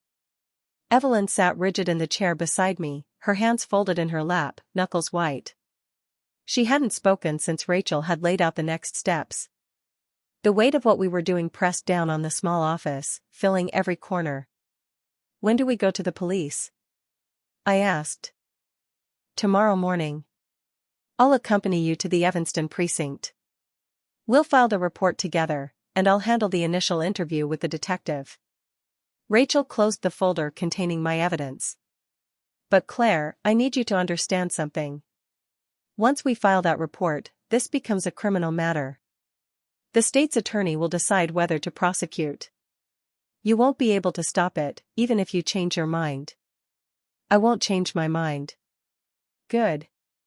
Because Derek will try to contact you. He'll call, text, show up at your door. He'll beg, threaten, make promises. He'll say he has a plan, that he's about to come into money, that he'll pay everything back if you just give him more time. He already did that. At the party. I know. And he'll do it again. The smear campaign has already started. I blinked. What smear campaign? Rachel leaned back in her chair. Derek left the party before you could confront him, right? He knew you'd figured it out. He's had 3 days to get ahead of the story. Have you checked your phone? Your social media? Your email? I pulled out my phone. I'd been avoiding it, letting calls go to voicemail, ignoring the notifications that piled up like debris after a flood. The screen lit up with 37 unread messages. 12 missed calls. I opened the first text. It was from a number I didn't recognize. Heard you've been spreading lies about Derek. Shame on you. I scrolled to the next. Some sister you are. He told me everything. You're the one who stole from him. My chest tightened. I opened another. Derek says you've been having a breakdown. We're worried about you. Get help. I looked up at Rachel. These are from people I don't even know. Or barely know. She nodded, unsurprised. He's been busy. He's probably contacted everyone in your extended network, friends, coworkers, neighbors, your church community. He's painting himself as the victim. The devoted brother who tried to help you, but you've become unstable, paranoid, vindictive. My hands trembled as I kept scrolling. The messages blurred together, accusations, pity, thinly veiled contempt. One from a woman I'd met twice at holiday parties said she'd pray for me. Another, from a former coworker, accused me of trying to destroy Derek's life out of jealousy. He's saying I'm lying, I whispered. Of course he is. That's how manipulators operate. They control the narrative. If they can make you look like the unstable one, no one believes you when you finally speak the truth. Evelyn reached over and took my hand. Her palm was dry and warm, and I felt the tremor in her fingers. What do we do? Rachel slid a piece of paper across the desk. It was a list of bullet points. First, don't respond to any of these messages. Not one. Anything you say will be screenshot, twisted, and used against you. Second, start documenting everything. Save every text, every voicemail, every email. Take screenshots before they get deleted. Third, I'm going to send you a template for a cease and desist letter you can post on your social media if you choose. It's a simple statement: you're aware of false statements being made about you, you're pursuing legal action, and anyone who repeats those statements may be held liable for defamation. Defamation? The word felt foreign, too big for my quiet life. Libel. Slander. False light. Derek is engaged in a textbook smear campaign. He's spreading lies to protect himself and discredit you. That's illegal, Claire. It's not just cruel, it's actionable. I stared at the list, my vision blurring. The messages on my phone burned in my hand. Someone had called me a liar. Someone had said I was having a breakdown. And Derek, my brother, the boy I'd taught to ride a bike, the man I'd bailed out of a dozen jams, was the one feeding them the story. Why would they believe him? I asked. Why would anyone believe him? Evelyn squeezed my hand. Because he's charming, sweetheart. Because he's always been charming. And because the truth is ugly. People don't want to believe ugly things about someone they like. Rachel nodded. Your mother's right. Derek has spent years cultivating his image. The struggling entrepreneur. The devoted son. The loving brother. It's easier for people to believe you've lost your mind than to accept that he's been systematically defrauding you for over a decade. I thought about Mark. He'd seen me at the party, known something was wrong. I'd brushed him off, said I had a headache. He'd believe me, wouldn't he? Or would Derek get to him first? He might contact people at your work, Rachel continued. Your landlord. Your bank. Anyone who could put additional pressure on you. The goal is to isolate you, make you doubt yourself, make you feel like no one will believe you, so there's no point in pursuing justice. He already contacted my landlord, I said quietly. I didn't put it together before, but the stop notice on my apartment, the one that said I'd missed 2 rent payments. I've never missed a rent payment. He must have posed as me, told them there was a change of address or a banking issue. He wanted me to get evicted. Rachel wrote something down. We'll add that to the evidence. Do you have documentation? I have the notice. And the email chain with the property manager. Good. Everything helps build the pattern. My phone buzzed again. Another message. This time from a number I recognized, Susan, my neighbor across the hall. We'd exchanged Christmas cookies for 5 years. Claire, I don't want to get involved, but Derek called me. He said you've been making threats. I'm really worried about you both. Please get some help. I read it aloud. The room went quiet. Evelyn's face crumpled. He's calling your neighbors? He's calling people you live near? He wants her afraid in her own home, Rachel said flatly. He wants her to feel watched, judged, unsafe. It's psychological warfare. I put the phone face down on the desk. What do I do about the people who already believe him? The ones who've already decided I'm the villain?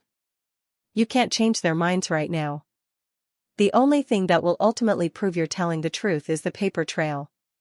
The credit reports. The bank records. The police report. Let the evidence speak for itself. In the meantime, you protect yourself. Protect myself how? Change your passwords. All of them.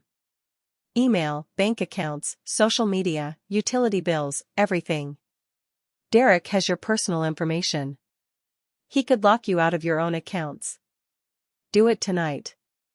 Use a password manager. Don't reuse passwords. I nodded, already mentally cataloging every account I'd ever created. Second, set up a Google alert for your name. If anyone posts about you online, news articles, social media mentions, blog posts, you'll know immediately. Third, consider getting a temporary P.O. box for your mail. If Derek has access to your physical mailbox, he could intercept statements, credit card offers, anything. I'll do it tomorrow. Tonight. Every hour you wait is an hour he can use to cause more damage. I felt the edges of panic creeping in, the familiar tightening in my chest. I forced myself to breathe. One more thing, Rachel said. Derek might try to use Mom against you. Evelyn stiffened.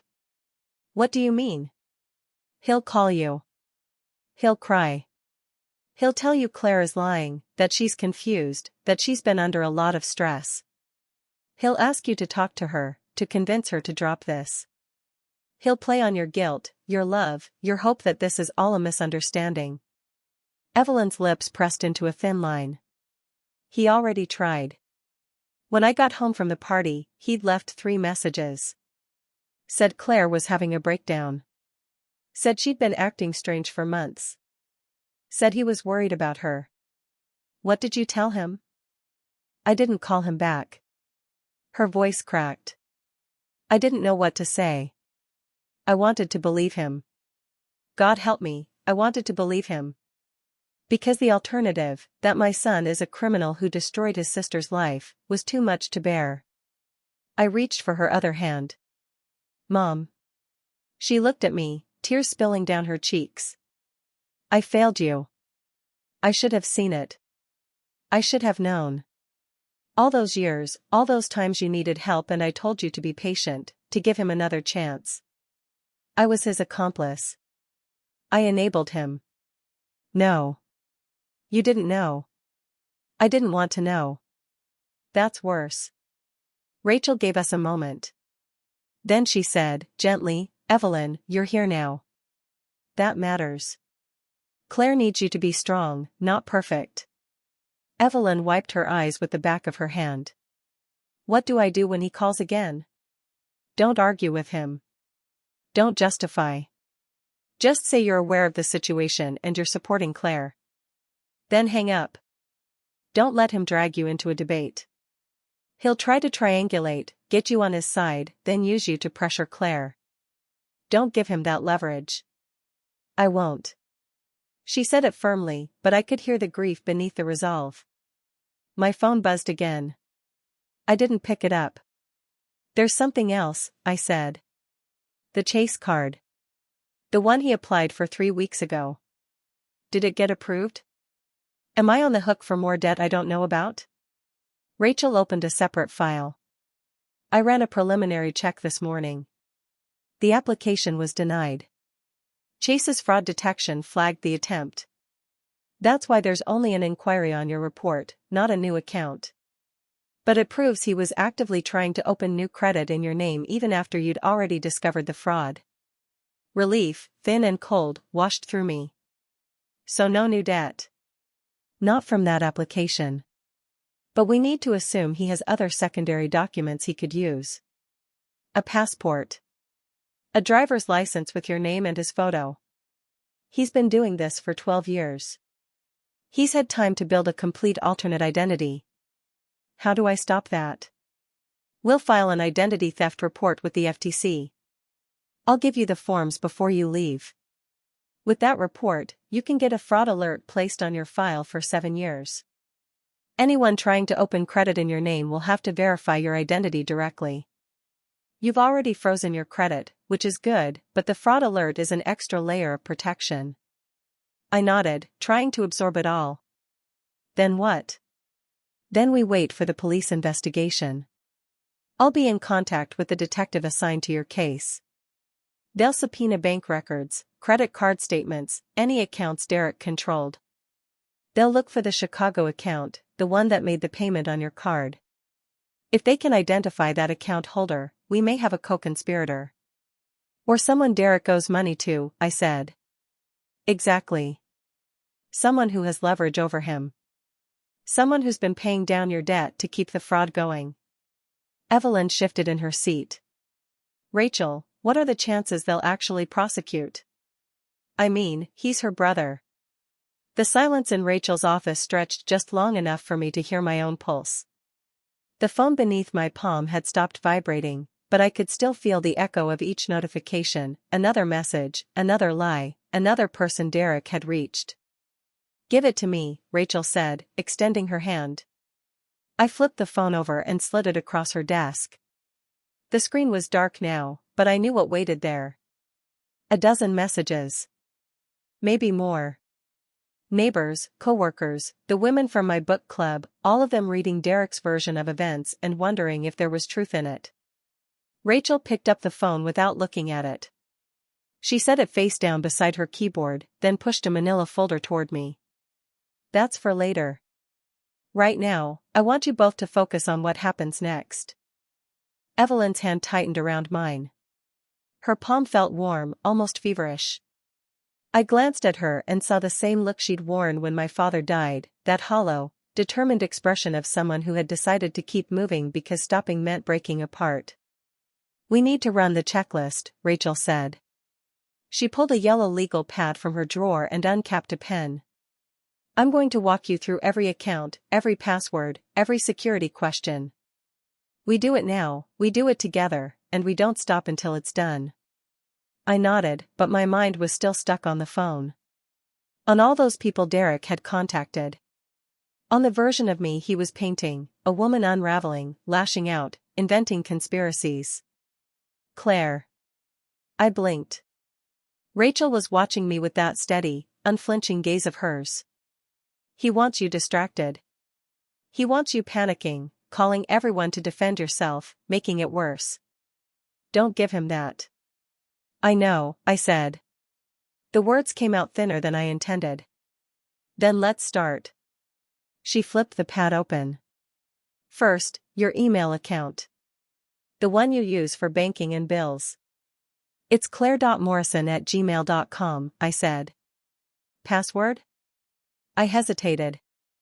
The same password I'd used since college. My mother's maiden name and the year I graduated.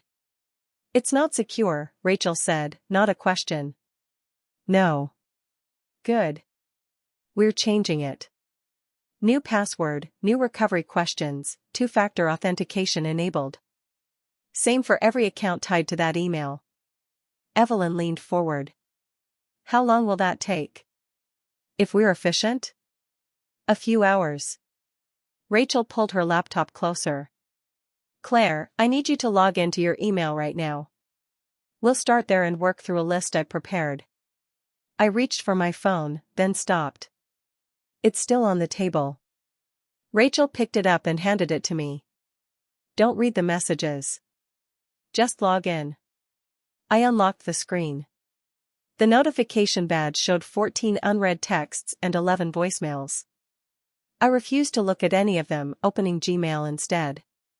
The inbox was a war zone, dozens of unread emails, most from credit card companies and collection agencies I'd never dealt with before. That's him, I said, scrolling.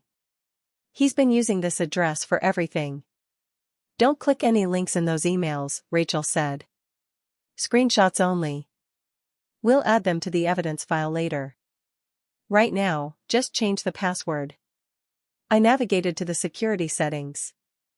The recovery email listed there wasn't mine, it was a Hotmail address I didn't recognize. He changed my recovery email. Rachel's pen stopped moving. Let me see. I turned the screen toward her. She read the address aloud, Derek Morrison 1982 at hotmail.com. That's his, Evelyn said quietly. That's his old email. Rachel's jaw tightened. He's been monitoring your account. Probably for months. Claire, change the password now. Use something you've never used before. Don't make it a word or a date. Make it a phrase. I typed. 20 characters. A line from a song I'd loved in high school, with numbers and symbols jammed in. When I hit save, the page refreshed and I felt something click into place, a small victory, but a real one. Now remove his email from the recovery list, Rachel said. Add yours. Only yours. I did. Then I enabled two-factor authentication, scanning the QR code with my phone. The app sent me a 6-digit code, and I typed it in. Good, Rachel said. That address is locked now. Next, your bank accounts. We worked through the list methodically. Checking account. Savings. The credit union account I'd opened in college and never closed. Each one got a new password, a new recovery email, two-factor authentication. My fingers moved automatically, but my brain kept drifting to those 14 unread texts. What if he has access to something I haven't thought of? I asked. We're working through the most obvious ones, Rachel said. Utilities. Mortgage. Insurance. Retirement accounts. Social Security. We'll cover them all. The Social Security Administration website, I said. I created an account last week. Could he have gotten into that? Did you use the same password? Yes. Then assume he did. Rachel wrote something on her pad. We'll change that too. And we'll set up alerts so you get a text whenever anyone tries to access it. Evelyn hadn't spoken in a while. When I glanced at her, she was staring at her hands, which were folded in her lap. Mom? She looked up. I keep thinking about the day he came to me. 2 years ago, maybe. Said he was starting a business and needed a cosigner. I told him no. I thought I was being responsible. You were, I said. I was protecting myself. Not you. Her voice cracked. I should have known. I should have seen what he was doing. Rachel set down her pen. Evelyn, what Derek did is not your fault. It is not Claire's fault. It is his, and his alone. I know, Evelyn said. But knowing doesn't change the fact that I enabled him. I loved him and I trusted him and I looked away when I shouldn't have. I reached for her hand again. We're here now. That's what matters. She nodded slowly, but I could see the weight settling on her shoulders, the realization that her son was not just a thief but a manipulator, and that she had been one of his tools. Rachel cleared her throat. Let's keep moving. Claire, your password manager. Have you set one up yet? No. We'll do that next. I recommend Bitwarden. It's free, open source, and secure. You'll store every new password there, and you'll only need to remember the one master password. What if I forget that one? Write it down and put it in a safe deposit box. Do not store it on your phone or your computer. I nodded and downloaded the app. The setup process was straightforward: create an account, generate a master password, save it to the password manager's vault. I chose a phrase I'd never written down anywhere, a line from a book I'd read years ago, mixed with numbers that had no meaning to anyone but me. Now we add every account, Rachel said. One by one. Bank, email, utilities, credit cards, social media, everything. It took over an hour. My eyes burned from staring at the screen, and my fingers had developed a dull ache from typing. But by the time we finished, every account I could remember was locked down with a new password, two-factor authentication, and alerts set to my phone. There's one more, I said. My work email. Rachel raised an eyebrow. Your employer's email system? The bookkeeping firm I contract with. I have access to their client portal and internal accounting software. Does Derek know your work credentials? I thought about it. I've never used them at home. I only log in from the office. Change them anyway. And let your employer know what's happening. They need to be aware that someone may try to access their systems using your credentials. I made a note on my phone. I'll call HR tomorrow morning. Good. Rachel leaned back in her chair. Now, about the P.O. box. There's a post office 2 blocks from here. We can walk over after we finish the checklist. Tonight? Yes. You need a separate mailing address he can't intercept. Change your billing address for everything to the P.O. box, effective immediately. Evelyn shifted beside me. What about mail that's already been delivered to her house? Forward it, Rachel said. You can set up a temporary forward with the post office. Have everything sent to the P.O. box for at least 6 months. He won't know the new address, I said. That's the point. Exactly. I looked at Evelyn. Her face was pale, but she was sitting straighter now, her hands no longer folded in her lap. She looked like someone who had made a decision and was ready to follow through. One more thing before we wrap up, Rachel said. She opened the top drawer of her desk and pulled out a small digital recorder. I want you to start documenting everything. Every call, every voicemail, every encounter with Derek or anyone he's contacted. If he calls you, let it go to voicemail. Save the message. If he shows up at your door, don't engage, record it. I don't have a recording device, I said. Use your phone. There are apps that record calls automatically. She wrote down the name of one and slid the note across the desk. And if he sends you a text, don't delete it. Screenshot it and forward it to me. What if I'm tempted to respond? Don't. Silence is your weapon. Every message he sends without a response is evidence that he's the one who's unstable, not you. I picked up the note and folded it into my pocket. Okay. Okay. Rachel stood. Let's go get that P.O. box. The walk to the post office was short, but it felt like crossing a border. The air had turned cool, the way it does in Chicago when autumn starts edging into winter. Streetlights flickered on as we walked, casting pools of orange light across the sidewalk. Evelyn stayed close to me, her arm linked through mine. She hadn't said much since we left the office, but her presence was steady. Solid. The post office was nearly empty. A clerk at the counter looked up as we walked in, and Rachel handled the paperwork while I filled out the application for a P.O. box. 6 months, the smallest size, cash payment. You'll need 2 forms of ID, the clerk said. I handed over my driver's license and my passport. She typed something into her computer, then printed a receipt and a small slip of paper with my new box number. You can start using it immediately, she said. Forwarding takes about 3 business days. Thank you. We walked back to Rachel's office in silence. The street felt different now, quieter, darker, like the city was holding its breath. When we reached the building, Rachel stopped outside the door. You'll need to pick up the police report tomorrow, she said. Take the FTC affidavit and the evidence we compiled. Ask for a detective in the financial crimes unit. Will they take it seriously? I asked. They should. Identity theft is a felony, and you have documentation. If they push back, tell them to call me. I nodded.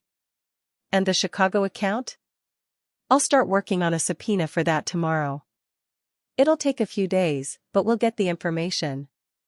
Evelyn spoke for the first time since we left the post office. What do we tell people? When they ask? Rachel considered this. You don't owe anyone an explanation. But if you need something to say, keep it simple. I'm dealing with a legal matter and can't discuss it. Repeat it until they stop asking. Even family? Especially family. She looked at Evelyn. Derek will try to use them against you. He'll tell them Claire is unstable, that you're being manipulated. They may believe him at first. Let them. The truth will come out. The street lamp cast a long, pale triangle across the pavement as I folded the P.O. box receipt into my wallet. My fingers felt thick, clumsy, as if the last few hours had drained something essential from them. You'll be at the 5th District station by 8, Rachel said, her breath fogging in the October night. Ask for Detective Chen in financial crimes. Tell him I sent you. I nodded, though the words felt distant, like instructions being shouted across a wide river. 8 o'clock. Detective Chen. I'll have the draft of the subpoena request ready by tomorrow afternoon, she continued. The Chicago account is our fastest lead. Someone made that payment. Someone knows Derek. Mom squeezed my hand. Her palm was warm, a small anchor in the cold. I'll drive her. Good. Rachel studied us both for a moment, her dark eyes moving from my face to my mother's. And remember, no contact with Derek. Not even if he apologizes. Not even if he cries. Everything goes through me now. The word cries hit something in my chest. I'd seen Derek cry exactly 3 times in our lives, when he totaled his first car at 17, when Dad died, and when he'd begged me not to open that credit card statement last month. Each time, I'd believed him. Each time, I'd been wrong. I won't contact him, I said. Rachel's phone buzzed. She glanced at it and her jaw tightened. I have to take this. Call if anything changes. She was already walking toward her car, the phone pressed to her ear, her voice low and professional. The parking lot fell quiet. Mom and I stood alone under the street lamp, our shadows overlapping into a single dark shape. You want to get something to eat? Mom asked. You haven't eaten since, well, you haven't eaten. She was right. I couldn't remember the last meal I'd actually finished. The birthday cake I'd never cut. The sandwich at Rachel's office that I'd taken 2 bites of before my stomach closed. I'm not hungry. You need to eat. Tomorrow's going to be a long day. I started to protest, but my stomach made a hollow, empty sound that betrayed me. Mom's mouth twitched into something almost like a smile. 24-hour diner on Belmont, she said. My treat. The diner was almost empty at 10:30 on a Tuesday night. A man in a stained coat nursed coffee at the counter, and a teenage couple sat in a booth, sharing fries and whispering. Mom led us to a booth by the window, where we could see the street. The waitress came over with 2 glasses of water. She was young, maybe 20, with tired eyes and a name tag that read Jasmine. What can I get you? Grilled cheese and tomato soup, I said. It was what I always ordered. What I'd ordered here 100 times before, back when ordering food was a simple decision. Same, Mom said. Jasmine wrote it down and left. The silence between us felt fragile, like it might break if either of us spoke too loudly. Mom wrapped her hands around her coffee cup. The overhead light caught the lines around her eyes, the gray roots she'd been meaning to dye for weeks. She looked older than she had this morning. Weary in a way that went deeper than tiredness. I keep thinking about the day he was born, she said quietly. You were 7. You came to the hospital with your father, and you held Derek in your arms like he was made of glass. You said, "I'll take care of him, Mommy." Her voice cracked. And you did. For 38 years, you did. I stared at my water glass. The ice had already begun to melt, tiny bubbles clinging to the sides. He wasn't always like this. Was he? No. He was a good boy. Sweet. He used to bring me dandelions from the backyard. He'd wrap them in napkins and present them like they were roses. She paused. But somewhere in high school, he started changing. The lying. The stealing from my purse. The friends I didn't recognize. I told myself it was a phase. It wasn't a phase. No, she set the cup down. It was the beginning of something I didn't want to see. The waitress returned with 2 bowls of soup and 2 plates of grilled cheese, the bread golden and glistening with butter. I picked up my spoon, but my hand wouldn't move. The anger I'd been holding at bay all evening surged up, hot and sudden. He knew exactly what he was doing, I said. 12 years. 12 years of credit cards and loans and late payments. He knew it would destroy me. He just didn't care. He cared about himself, Mom said. That's all he's ever cared about.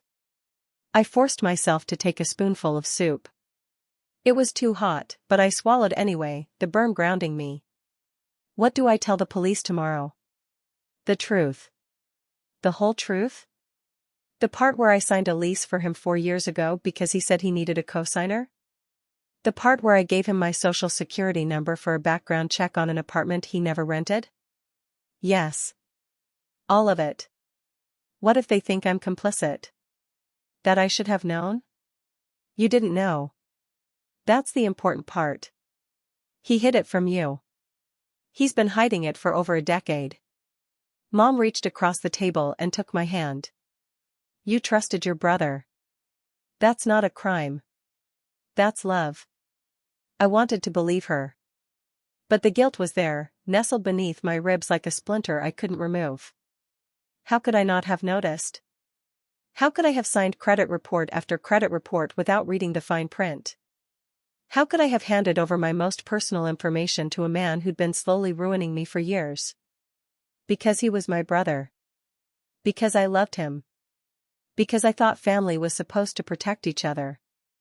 I set the spoon down. He texted me this afternoon. Before I blocked him. Mom's eyes sharpened. What did he say?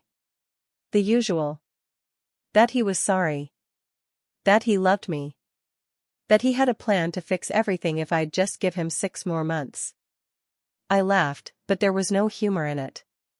6 months. Like the 6 months he gave Lena.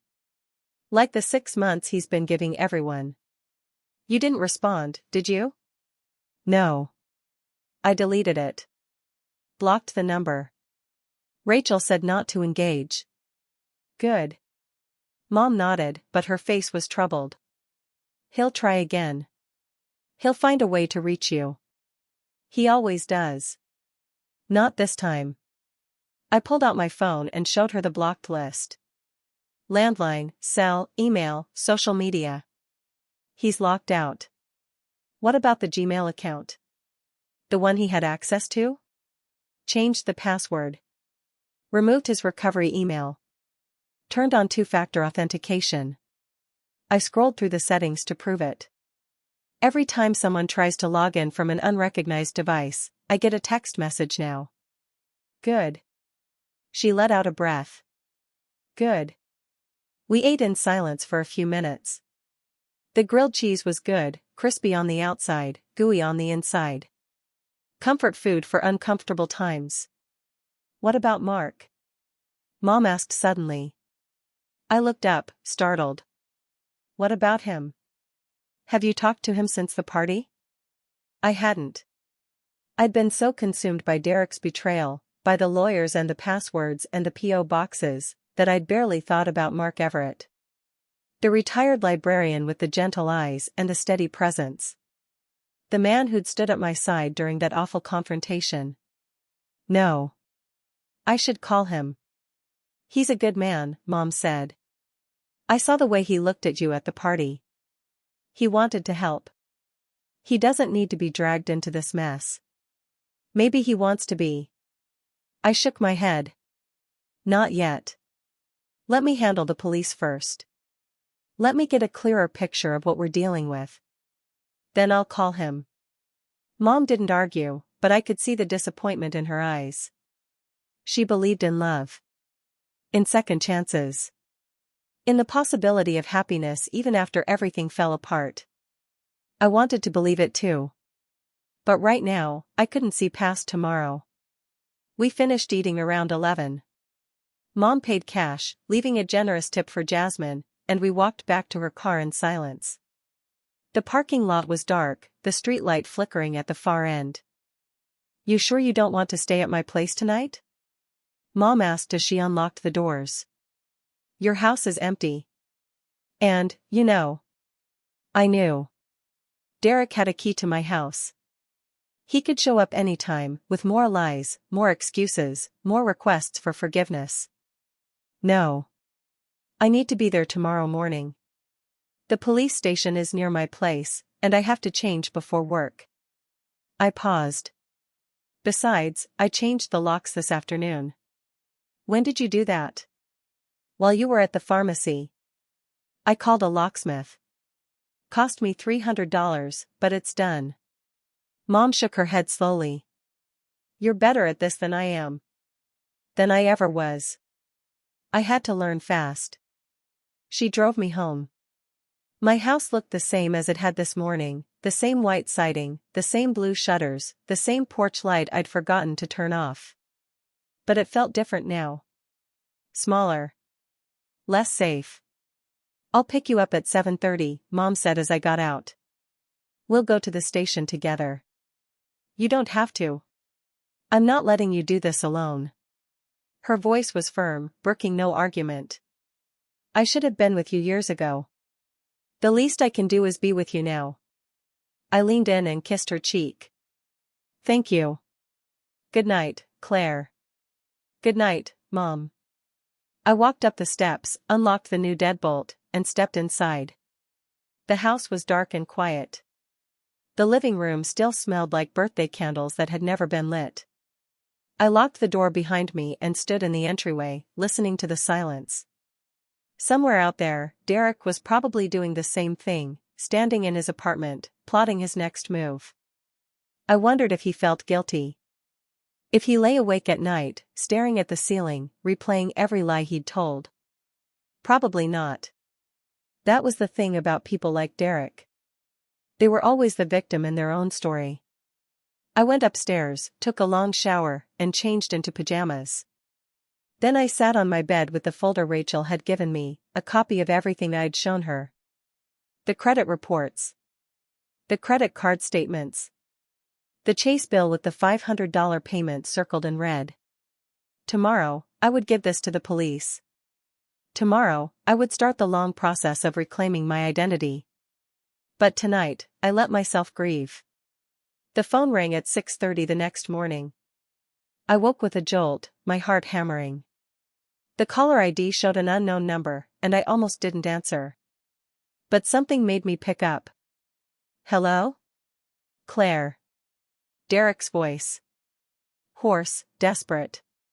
Please don't hang up. I should have hung up. Rachel's instructions were clear, no contact. But instead, I sat up in bed, the phone pressed to my ear. How did you get this number? I have ways. Look, I know you're angry. I know you hate me. But I need you to listen. Just for a minute. I don't have anything to say to you. I'm sorry. His voice cracked. I'm so sorry, Claire. I never meant for it to go this far. I never meant to hurt you. 12 years of identity theft doesn't happen by accident, Derek. I know. I know. But I was scared. I got in over my head with the restaurant, and I didn't know how to get out. I thought if I could just keep going, eventually I'd make it back. Pay you back. With my money. Silence. I have a lawyer now, I said. I'm going to the police today. Claire, please. If you go to the police, I'll go to prison. I'll lose everything. My business, my apartment, my life. You should have thought of that before you stole from me. I know. I know I messed up. But we're family. We can figure this out. I can pay you back. I'll make a payment plan. Just, please don't call the police. The rain had stopped by the time I could speak again. The paper in my hand had gone soft at the edges where my fingers had been gripping it, and the ink of Detective Chen's notes had begun to blur. Mom, I said. My voice came out flat, like it belonged to someone else. We need to call Rachel. Evelyn turned to me slowly, her hand still wrapped around the steering wheel. The overhead parking lot lights cast hollow pools of yellow across her face, and I could see the fear she was trying to hide. Right now? She asked. She needs to know about the shell company. Detective Chen said. I heard what he said. Evelyn's voice cracked on the last word. She cleared her throat and steadied herself. I heard everything. I pulled out my phone. My hands were shaking, and I had to steady the phone against my thigh to unlock it. Rachel's number was still at the top of my recent calls from earlier that morning, when I had called to tell her the police report had been filed. That felt like a lifetime ago. That had been before Lakeview Consulting LLC. Before payroll laundering. Before I understood that my brother had not only stolen my identity, he had built a criminal enterprise on the wreckage of it. The phone rang twice before Rachel picked up. Claire. Her voice was crisp, professional. I could hear the clicking of a keyboard in the background. I was just about to call you. How did it go at the precinct?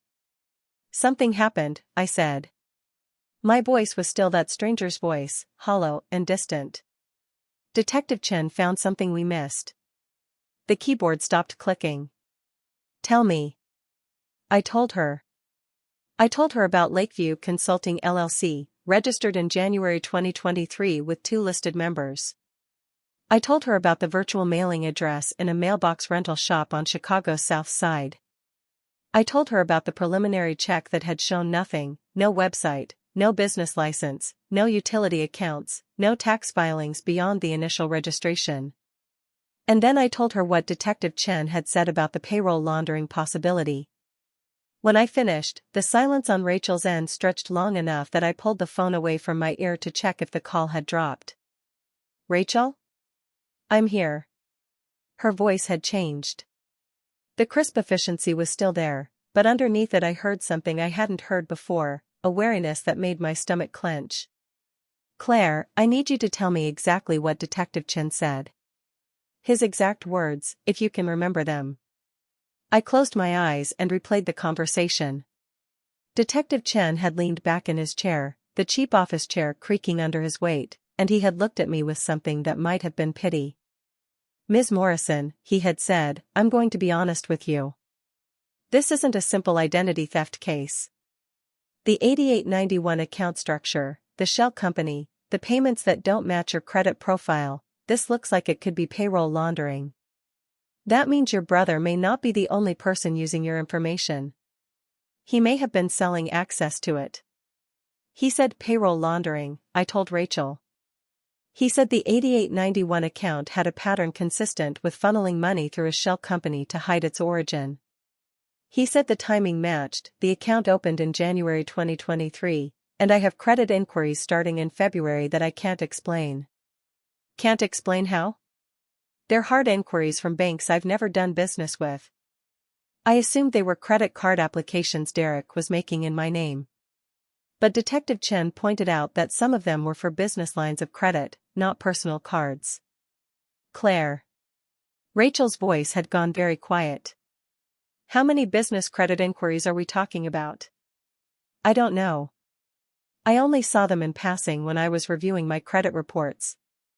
I was focused on the personal cards, the Chase Sapphire, the Bank of America, the Capital One. Did you run your business credit report? The question hit me like a punch to the chest. I don't have a business, I said. I'm a bookkeeper. I work for a firm. I've never owned a business. Doesn't matter. If Derek had access to your social security number and your personal credit history, he could have fabricated a business credit profile. He would have needed a registered address, a tax ID number, and some basic paperwork. And he had the address, Lakeview Consulting LLC. But that's his company, not mine. Is it? Rachel asked. I need you to pull your business credit report.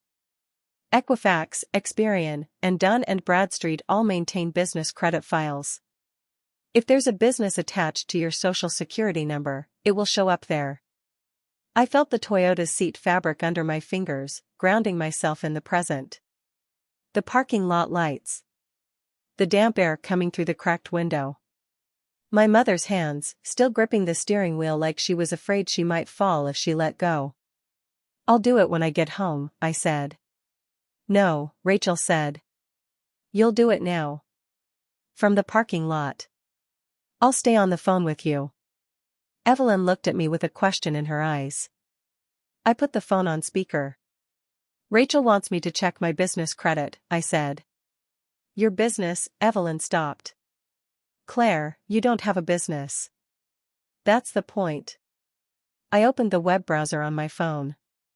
The screen was cracked in one corner, a drop I'd never gotten around to fixing. I navigated to the Equifax business credit page, entered my social security number, and started the verification process. It took 15 minutes. 15 minutes of entering information, answering security questions about addresses I had never lived at and businesses I had never owned. At one point, the system asked me to confirm a phone number I didn't recognize. I wrote it down on the edge of the police report envelope. And then the report loaded. I stared at the screen for a long moment, the phone shaking in my hands. Claire? Rachel's voice came through the speaker. Talk to me. There are 6 accounts, I said. My voice was barely a whisper. 6 business credit accounts. A Capital One Spark business card with a limit of $15,000. A Wells Fargo Business Platinum with a limit of $10,000. A Chase Inc. Business Unlimited with a limit of $12,000. 3 more, I can't even read the names of the banks because I can't stop shaking. Do they show balances? I forced myself to look. The Capital One shows a balance of $14,300, I said. The Wells Fargo shows $9,800. The Chase shows $11,200. The others, there's one for $8,000, one for $5,000, one for $3,000. I stopped counting. What's the total? Rachel asked. I can't, I took a breath. I can't add them in my head right now. Give me a second. Evelyn reached over and took the phone from my hand. She held it steady, scrolling through the screen. $52,300, she said. Her voice was flat, clinical. Across 6 accounts. All in Claire's name. The silence that followed was heavier than anything I had ever experienced. It pressed down on my chest, pushed against my lungs, made it impossible to breathe. Claire, Rachel said. I need you to listen to me very carefully. I'm listening. This changes the scale of the investigation. Personal identity theft is a felony. Business identity theft is a federal offense. And if Detective Chen is right about the payroll laundering component, we're looking at money laundering charges on top of everything else. Does that make it worse? Evelyn asked. Or better? Both, Rachel said. It means the stakes are higher for Derek, he's looking at significantly more prison time. It also means the FBI may have jurisdiction. If the FBI gets involved, the investigation moves faster, but we lose control of the timeline. They'll want Derek's full operation, not just what he did to Claire. He has a full operation, I said. The words came out bitter, coated in the acid of 12 years of betrayal. That's what Detective Chen was saying. He has a full operation. We don't know that for certain. Yes, we do. I took the phone back from my mother. Rachel, you told me yourself that identity theft is rarely a solo crime. You said it usually involves multiple people. I didn't want to believe you. I wanted to believe Derek was just one desperate man making bad choices. But he's not. He has a shell company. He has business credit accounts in my name. He has a bank account that's making payments to fraudulent credit cards. That's not one desperate man. That's an organization. Claire. Rachel's voice was firm now, the voice of someone who was used to being in control. I need you to take a breath. I need you to put the phone down for 5 minutes and just breathe. Then I need you and your mother to come to my office. We need to update the evidence packet, and we need to talk about what happens next. Okay. Can you drive? I looked at my mother. Evelyn's face was pale in the parking lot lights, but her jaw was set. Yes, I said. My mother can drive. The drive to Rachel's office took 40 minutes in rush hour traffic. I spent most of it staring out the window, watching the suburbs give way to the city, watching the strip malls and gas stations blur into a smear of neon and headlights. My phone buzzed in my hand. I looked down. A text from an unknown number. You made a mistake. I stared at the words. The area code was Chicago, 312, but I didn't recognize the number. Another buzz. Drop the case. Drop the lawyer. Drop everything. Or I make this worse. Who is that?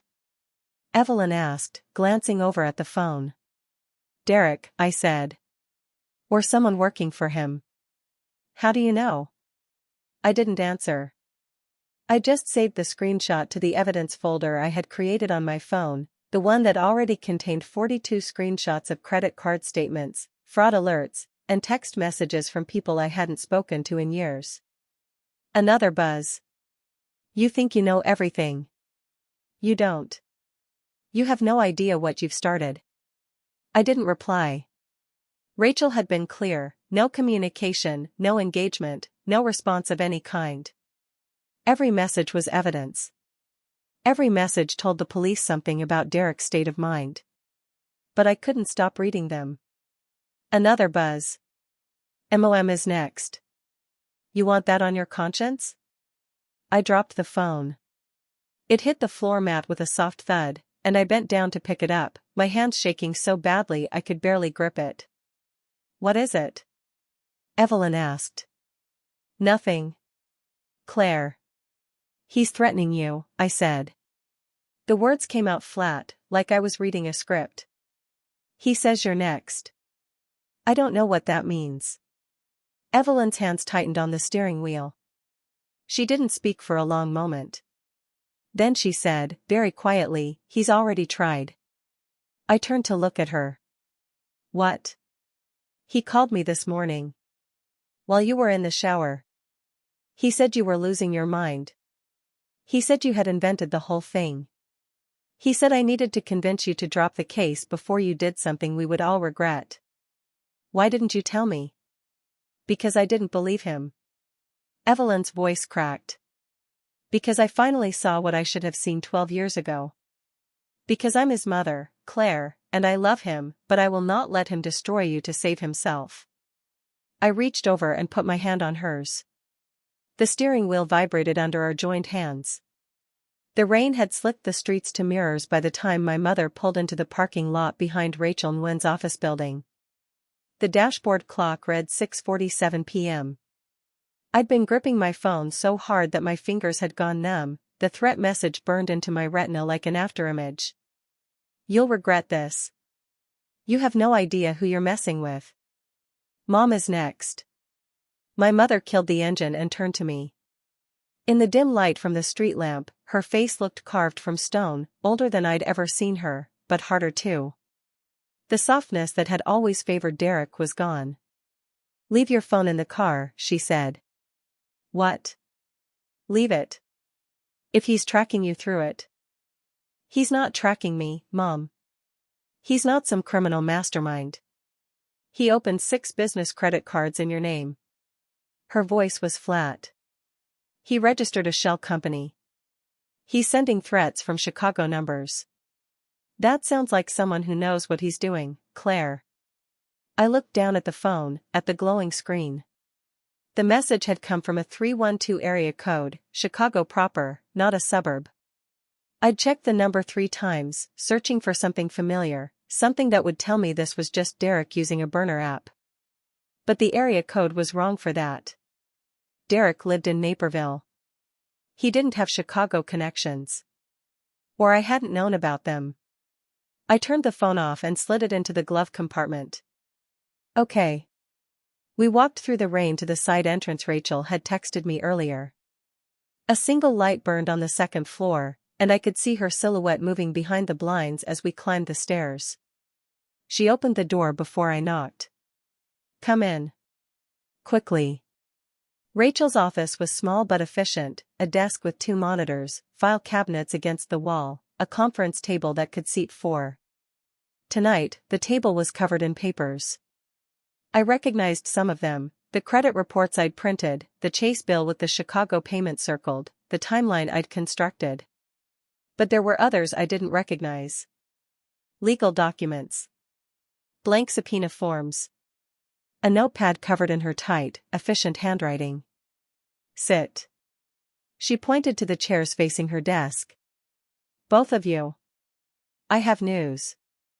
I sat. My mother took the chair beside me, close enough that our arms touched.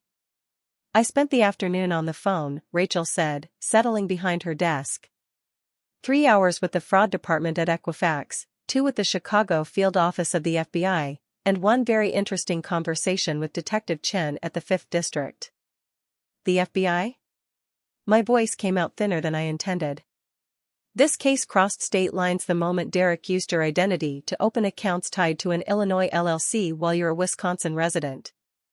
That makes it federal jurisdiction if we want it to be. But more importantly, she pulled a document from the top of a stack. I got the preliminary report on Lakeview Consulting LLC. My mother leaned forward.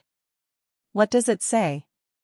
Rachel's expression was carefully neutral, the face of someone delivering bad news in measured doses. The LLC was registered in January 2023. The registered agent is a company called Silver Line Corporate Services, which is a shell registration firm. They handle hundreds of LLCs. They don't ask questions. That's it? I said. A dead end? Not quite. The LLC's articles of organization list 2 members. One is listed as Claire Morrison. The other is listed as Teresa Kowalski. I stared at her. Who is Teresa Kowalski? I ran the name through every database I have access to. There's a Teresa Kowalski who died in 2019 in Gary, Indiana. She was 73 years old. Her social security number matches the one on the LLC filing. The air left the room. He used a dead woman's identity, my mother whispered. He used a dead woman's social security number to register the company. That's the theory. Rachel set the document down. It's also a federal crime, much more serious than simple identity theft. Identity theft involving a deceased person carries enhanced penalties. The FBI tends to pay attention when they see that pattern. I thought about the 6 business credit cards, the Capital One Spark with its $14,300 balance, the Wells Fargo Platinum at $9,800, the Chase Inc. Unlimited at $11,200. All of them opened in my name, all of them tied to a company that legally didn't exist, backstopped by a dead woman's ghost. What about the bank account? I asked. The Chicago one. The one that made the payment. Rachel nodded slowly. That's the other thing I found. The account at Chase, the one ending in 8891, is held in the name of Lakeview Consulting LLC. But the signatory on the account isn't you or Teresa Kowalski. Then who is it? She pulled out another sheet of paper. A man named Gabriel Vasquez. Address in Pilsen, Chicago. I ran a background check. He has 2 prior convictions for check fraud, 1 for identity theft, and he's currently on parole. My mother made a small sound, like she'd been punched. I don't understand, I said. Is Derek working with him? Is this guy his partner? Maybe. Or maybe Derek is working for him. Rachel met my eyes. The pattern here isn't small time, Claire. This isn't a brother who got in over his head with credit card debt. This is organized fraud. The LLC, the stolen identity of a deceased person, the business credit cards, the Chicago account with a convicted felon as signatory, this looks like a fraud ring. I thought you said Derek wasn't part of some criminal organization. I said I didn't know. Now I know more. I wanted to argue, but the words wouldn't come. I thought of Derek at my birthday party, his practiced charm, his easy smile, his hand on my shoulder as he asked me to trust him.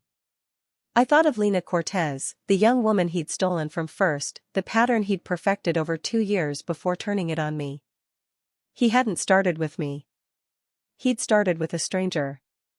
He'd learned the method, refined it, and then brought it home. I need you to see something. Rachel turned her monitor toward us. This is the activity log for the Chase business account ending in 8891. I got a preliminary look after filing an emergency request this afternoon. The screen showed a spreadsheet, dates, amounts, descriptions. Most of the entries were small, routine payments. But 3 stood out. August 14th, deposit of $12,000. Source, unknown. September 3rd, deposit of $8,500. Source, unknown. September 19th, deposit of $15,000. Source, unknown. These are the only deposits, Rachel said. Everything else is payments to credit card companies, utility bills, and 2 withdrawals to a cash card. Where did the money come from? That's the $64,000 question. The deposits were made in cash at a Chase branch in downtown Chicago. No checks, no wire transfers. Someone walked in and handed a teller $12,000 in cash. I stared at the numbers. That's not Derek. He doesn't have that kind of money. No, Rachel agreed. He doesn't. Which means someone else is funding this operation. Someone with access to cash. Who? My mother's voice cracked. Who would give him money to steal from his own sister? That's what we need to find out. Rachel turned the monitor back. But here's what I can tell you for certain, the person who deposited that money is connected to Gabriel Vasquez. And Gabriel Vasquez is connected to at least 3 other identity theft cases currently under investigation by Chicago PD. My hands were shaking. I pressed them flat against my thighs to still them. How many other cases? I don't have the full picture yet. But Detective Chen mentioned that the task force looking into Vasquez has identified at least 7 victims over the past 18 months. All of them had business credit cards opened in their names. All of them were tied to shell companies registered by Silver Line Corporate Services. 7. 8, if you counted me. 9, if you counted Lena. Derek told me he'd fix it, I said. He said he had a plan, that he just needed 6 months. He said he was going to make it right. My mother reached over and took my hand. Her grip was fierce, almost painful. He was stalling, Rachel said gently. The 6-month plan was never real. It was a way to keep you from looking too closely, from freezing your credit, from going to the police. Every day you waited was another day he could keep using your identity. But the business cards, I stopped. He opened them in February. That's 7 months ago. He's been using them for 7 months, and I didn't know. Because he was careful. He set up automatic payments from the Chicago account to keep the cards active. He made sure the statements went to a different address, probably the virtual mailbox where the LLC is registered. He built a system. A system. Not a desperate scramble, not a brother in over his head. A system. I'm going to ask you a difficult question. Rachel's voice was calm, clinical. And I need you to answer it honestly because the answer will determine how we proceed. I nodded. Do you want to press charges against your brother? The question hung in the air between us.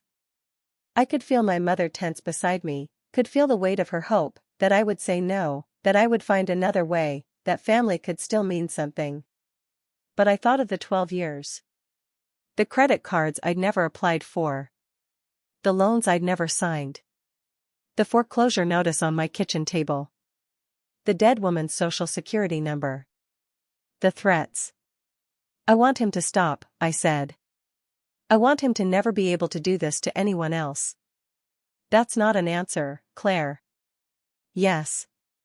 The word came out rough, raw. Yes, I want to press charges. I want to do whatever it takes. Rachel nodded slowly, then turned to my mother. Evelyn, I know this is hard. Derek is your son. But I need you to understand what happens next. If Claire files a police report, which she already has, with Detective Chen, and if we pursue federal charges, Derek will be arrested. He will be charged with identity theft, fraud, and potentially conspiracy. Given the scale of the operation and the involvement of an organized element, he's looking at significant prison time. My mother's face was gray, but she didn't look away. I know. He will likely try to contact you. He will try to manipulate you into convincing Claire to drop the charges. He may threaten you, or he may beg. He will do whatever he thinks will work. He already did. She took a breath. This morning. He called me. He told me Claire was having a breakdown, that she'd been unstable since the divorce, that she was imagining things. He asked me to take her to a hospital. I turned to stare at her. You didn't tell me he said that. Because I almost believed him. Her eyes filled with tears. For about 10 seconds, I wondered if maybe he was right. If maybe you were so upset about everything that you'd gotten confused. And I hate myself for that. I hate myself for even considering it. But you didn't believe him. No. She squeezed my hand. I didn't. Because I looked at you, at the evidence you'd gathered, at the way you were fighting, and I knew. I knew he was lying. I knew he'd always lied. The tears spilled over, tracking down her cheeks. She wiped them away with her free hand, impatiently. He's my son, she said. I carried him. I raised him. I loved him. And somewhere along the way, I failed him. I failed you, too. The phone rang once, then connected. Rachel's voice was steady, professional, as she identified herself to the FBI Chicago field office's financial crimes intake desk. I listened to the back and forth, case numbers, referral codes, the careful dance of jurisdiction between local police and federal authority. My mother's hand stayed wrapped around mine, her palm dry and warm, grounding me in the present. Detective Morrison, Rachel said into the receiver, and I caught the slight emphasis on the name. I have a client here, Claire Morrison, who's been the victim of a 12-year identity theft scheme perpetrated by her brother, Derek Morrison. We've uncovered evidence linking the scheme to a known felon, Gabriel Vasquez, currently on parole in Illinois, and a shell company network run through Silver Line Corporate Services. The case involves commercial credit fraud, the stolen identity of a deceased person, and what appears to be money laundering through a Chicago-based account. She paused, listening. I watched her face, the slight tightening around her eyes, the way she tapped her pen against a yellow legal pad. She was building the case in real time, painting a picture that made Derek look less like a desperate younger brother and more like what he actually was, one node in a larger criminal operation. Yes, I'll hold, she said. Then, to us, covering the mouthpiece, they're routing us to the task force. This is going to go federal faster than I expected. The next 45 minutes passed in fragments. Rachel spoke to 3 different people, each call adding another layer of officialdom. She faxed a redacted version of our evidence packet. She read aloud the names of the victims we knew about: Teresa Kowalski, deceased; Lena Cortez, alive but damaged; Claire Morrison, the primary, and I heard my own name spoken as evidence, a fact in a file. When she finally hung up, she turned to us with an expression I hadn't seen before. Not triumph. Not relief. Something closer to grim satisfaction. It's in motion, she said. They're assigning a special agent tomorrow morning. Given the interstate elements, Derek crossed state lines, the shell company is registered in Illinois, your accounts are in Indiana, it qualifies for federal prosecution automatically. They'll coordinate with Detective Chen's unit. I nodded. The words felt distant, like they were happening to someone else. But then my mother squeezed my hand, and the pressure brought me back. What do we do now? I asked. You go home. You sleep. Tomorrow, you'll meet with the FBI agent and give a formal statement. After that, it's a waiting game, they'll gather evidence, build the case, and eventually arrest your brother. Will they arrest him soon? Rachel's pause was longer than I wanted. That depends on how fast they can build the case against Vasquez and the shell company network. Derek is a target, but he's also a witness against the larger operation. They may want to flip him. Or they may want to arrest him immediately to prevent flight. Either way, it's out of our hands now. Out of our hands. The phrase should have felt like relief, but instead it settled in my chest like a stone. We left Rachel's office at 9:30, the sky dark and the streetlights casting sharp shadows across the parking lot. My mother drove, her hand steady on the wheel, her gaze fixed ahead. The silence between us was heavy but not uncomfortable, the silence of two people who had said everything that needed saying and were now just existing in the aftermath. How are you feeling? She asked finally, as she turned onto my street. Empty, I said. And also full. I don't know how to explain it. I think I understand. She pulled into my driveway and killed the engine. The house sat dark, the porch light off, the garden weedy and overgrown. I hadn't had the energy to maintain it, and now it looked abandoned, like the house of someone who'd given up. I didn't want to go inside alone. Can you stay? I asked, and my mother's face softened. I was planning to. The next morning, the first day of the rest of my life, I told myself, though the thought felt hollow, I sat across from FBI Special Agent Marcus Holt in a small conference room at the Chicago field office. He was a lean man in his early 50s, with gray at his temples and the calm, watchful demeanor of someone who had seen worse than this. He asked questions for 3 hours. I answered them all, my voice flat and factual, reciting the timeline I had memorized, the first credit card when I was 33, the loans, the refinancing, the slow accumulation of debt I had never taken on. I told him about the birthday party, about confronting Derek, about his lies and promises. I told him about Lena Cortez, about the Chase receipt, about the Chicago account. When he asked about Gabriel Vasquez, I could only repeat what Rachel had told me. He nodded, made notes, asked follow-ups I couldn't answer. By the time we finished, my throat was raw and my eyes burned from lack of tears. I had cried enough in the past week to last a lifetime. Now there was nothing left. You've been very helpful, Ms. Morrison, Agent Holt said. We'll be in touch. When will you arrest him? I asked again. He gave me the same answer Rachel had. As soon as we have enough to make it stick. The days that followed were a strange limbo. I went to work, did my job, came home. I checked my email obsessively for updates from Rachel. I froze my credit with every bureau and started the slow process of disputing each fraudulent account. I called the mortgage company and explained my situation, and they agreed to a temporary forbearance while the investigation played out. I did not hear from Derek.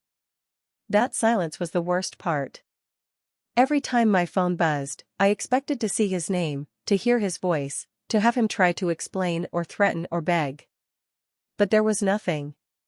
He had gone dark, and I didn't know if that meant he was hiding or running or already in custody. The week stretched into 2. Into 3.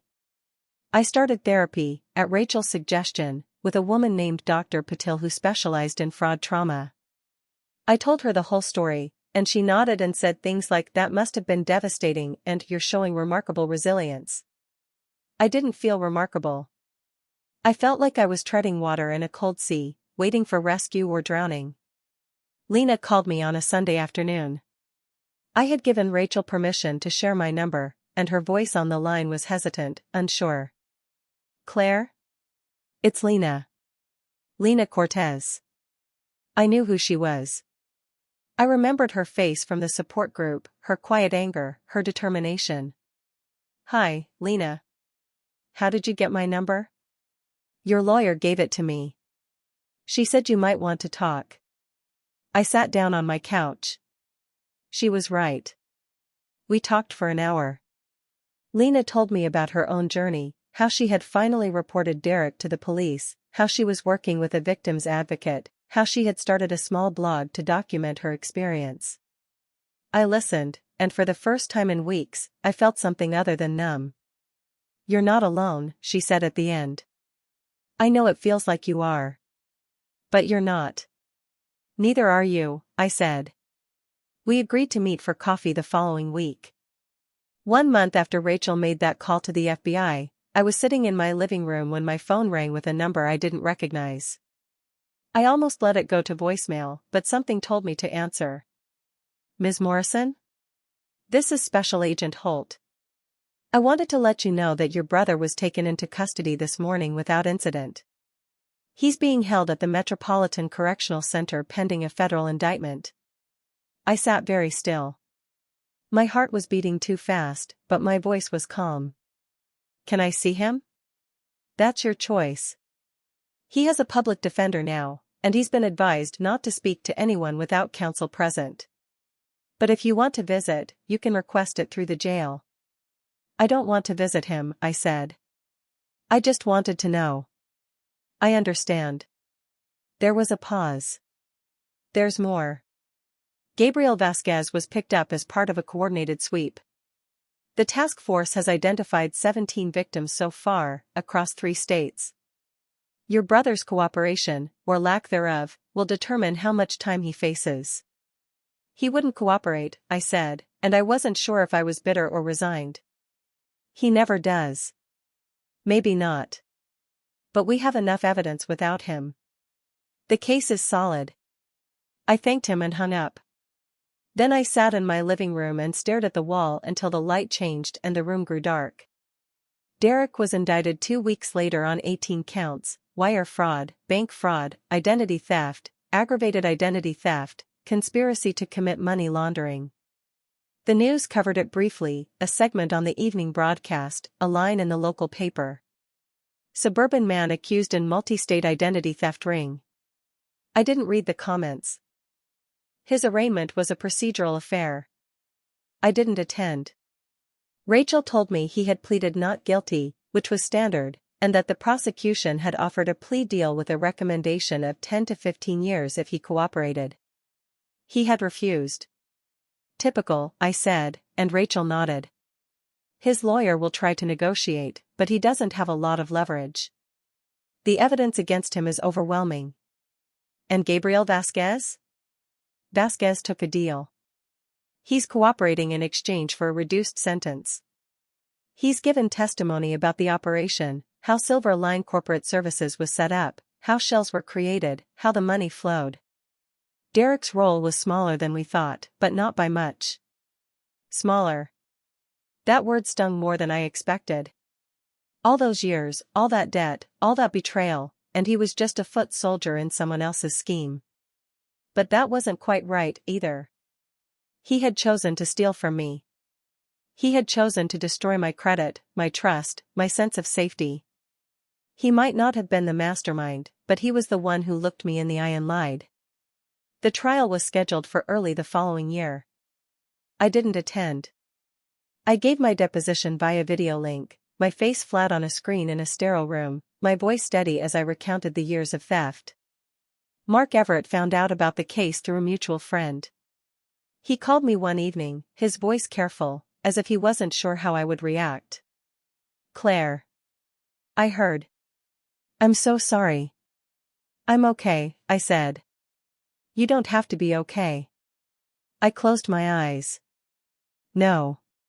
But I'm getting there.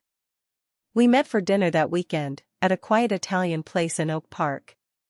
He didn't ask me to talk about the case unless I wanted to. We talked about books, about his retirement, about the weather. It was normal. It was mundane. It was exactly what I needed. By the end of the night, he had taken my hand across the table, and I had let him. 6 months after the indictment, Derek pleaded guilty to 12 of the 18 counts in exchange for a 15-year sentence. The plea was announced in a brief hearing, and I read about it in the newspaper the next morning. I didn't feel triumphant. I felt hollow, like the victory had happened to someone else. But I also felt something new, a small, stubborn seed of freedom. The knowledge that it was over. That I could stop looking over my shoulder. That I could start rebuilding. I went to see the house, the one that had been threatened with foreclosure, the one that felt like it had never been fully mine. I stood in the empty living room, sunlight falling through uncurtained windows. The floors were scuffed, the walls marked where furniture had been. But the foreclosure notice had been withdrawn. The bank had agreed to a modified loan. It wasn't much, but it was mine. I walked through each room, touching doorframes, running a hand along the kitchen counter. The hollow feeling had begun to soften, replaced by something quieter. Not triumph. Not even peace. Just the slow work of putting one foot in front of the other. That evening, I sat on the back porch with a cup of coffee. The yard was overgrown, the fence sagging. But the air was cool and clean, and the sky was turning the deep blue of early dusk. I stayed there until the stars came out, and then I went inside, locked the door, and slept through the night without dreaming. After that night, nothing remained unresolved. Everyone carried the truth into the days ahead, and the old hurt finally lost its power over the house. In the quiet that remained, the family found peace, and the story was complete.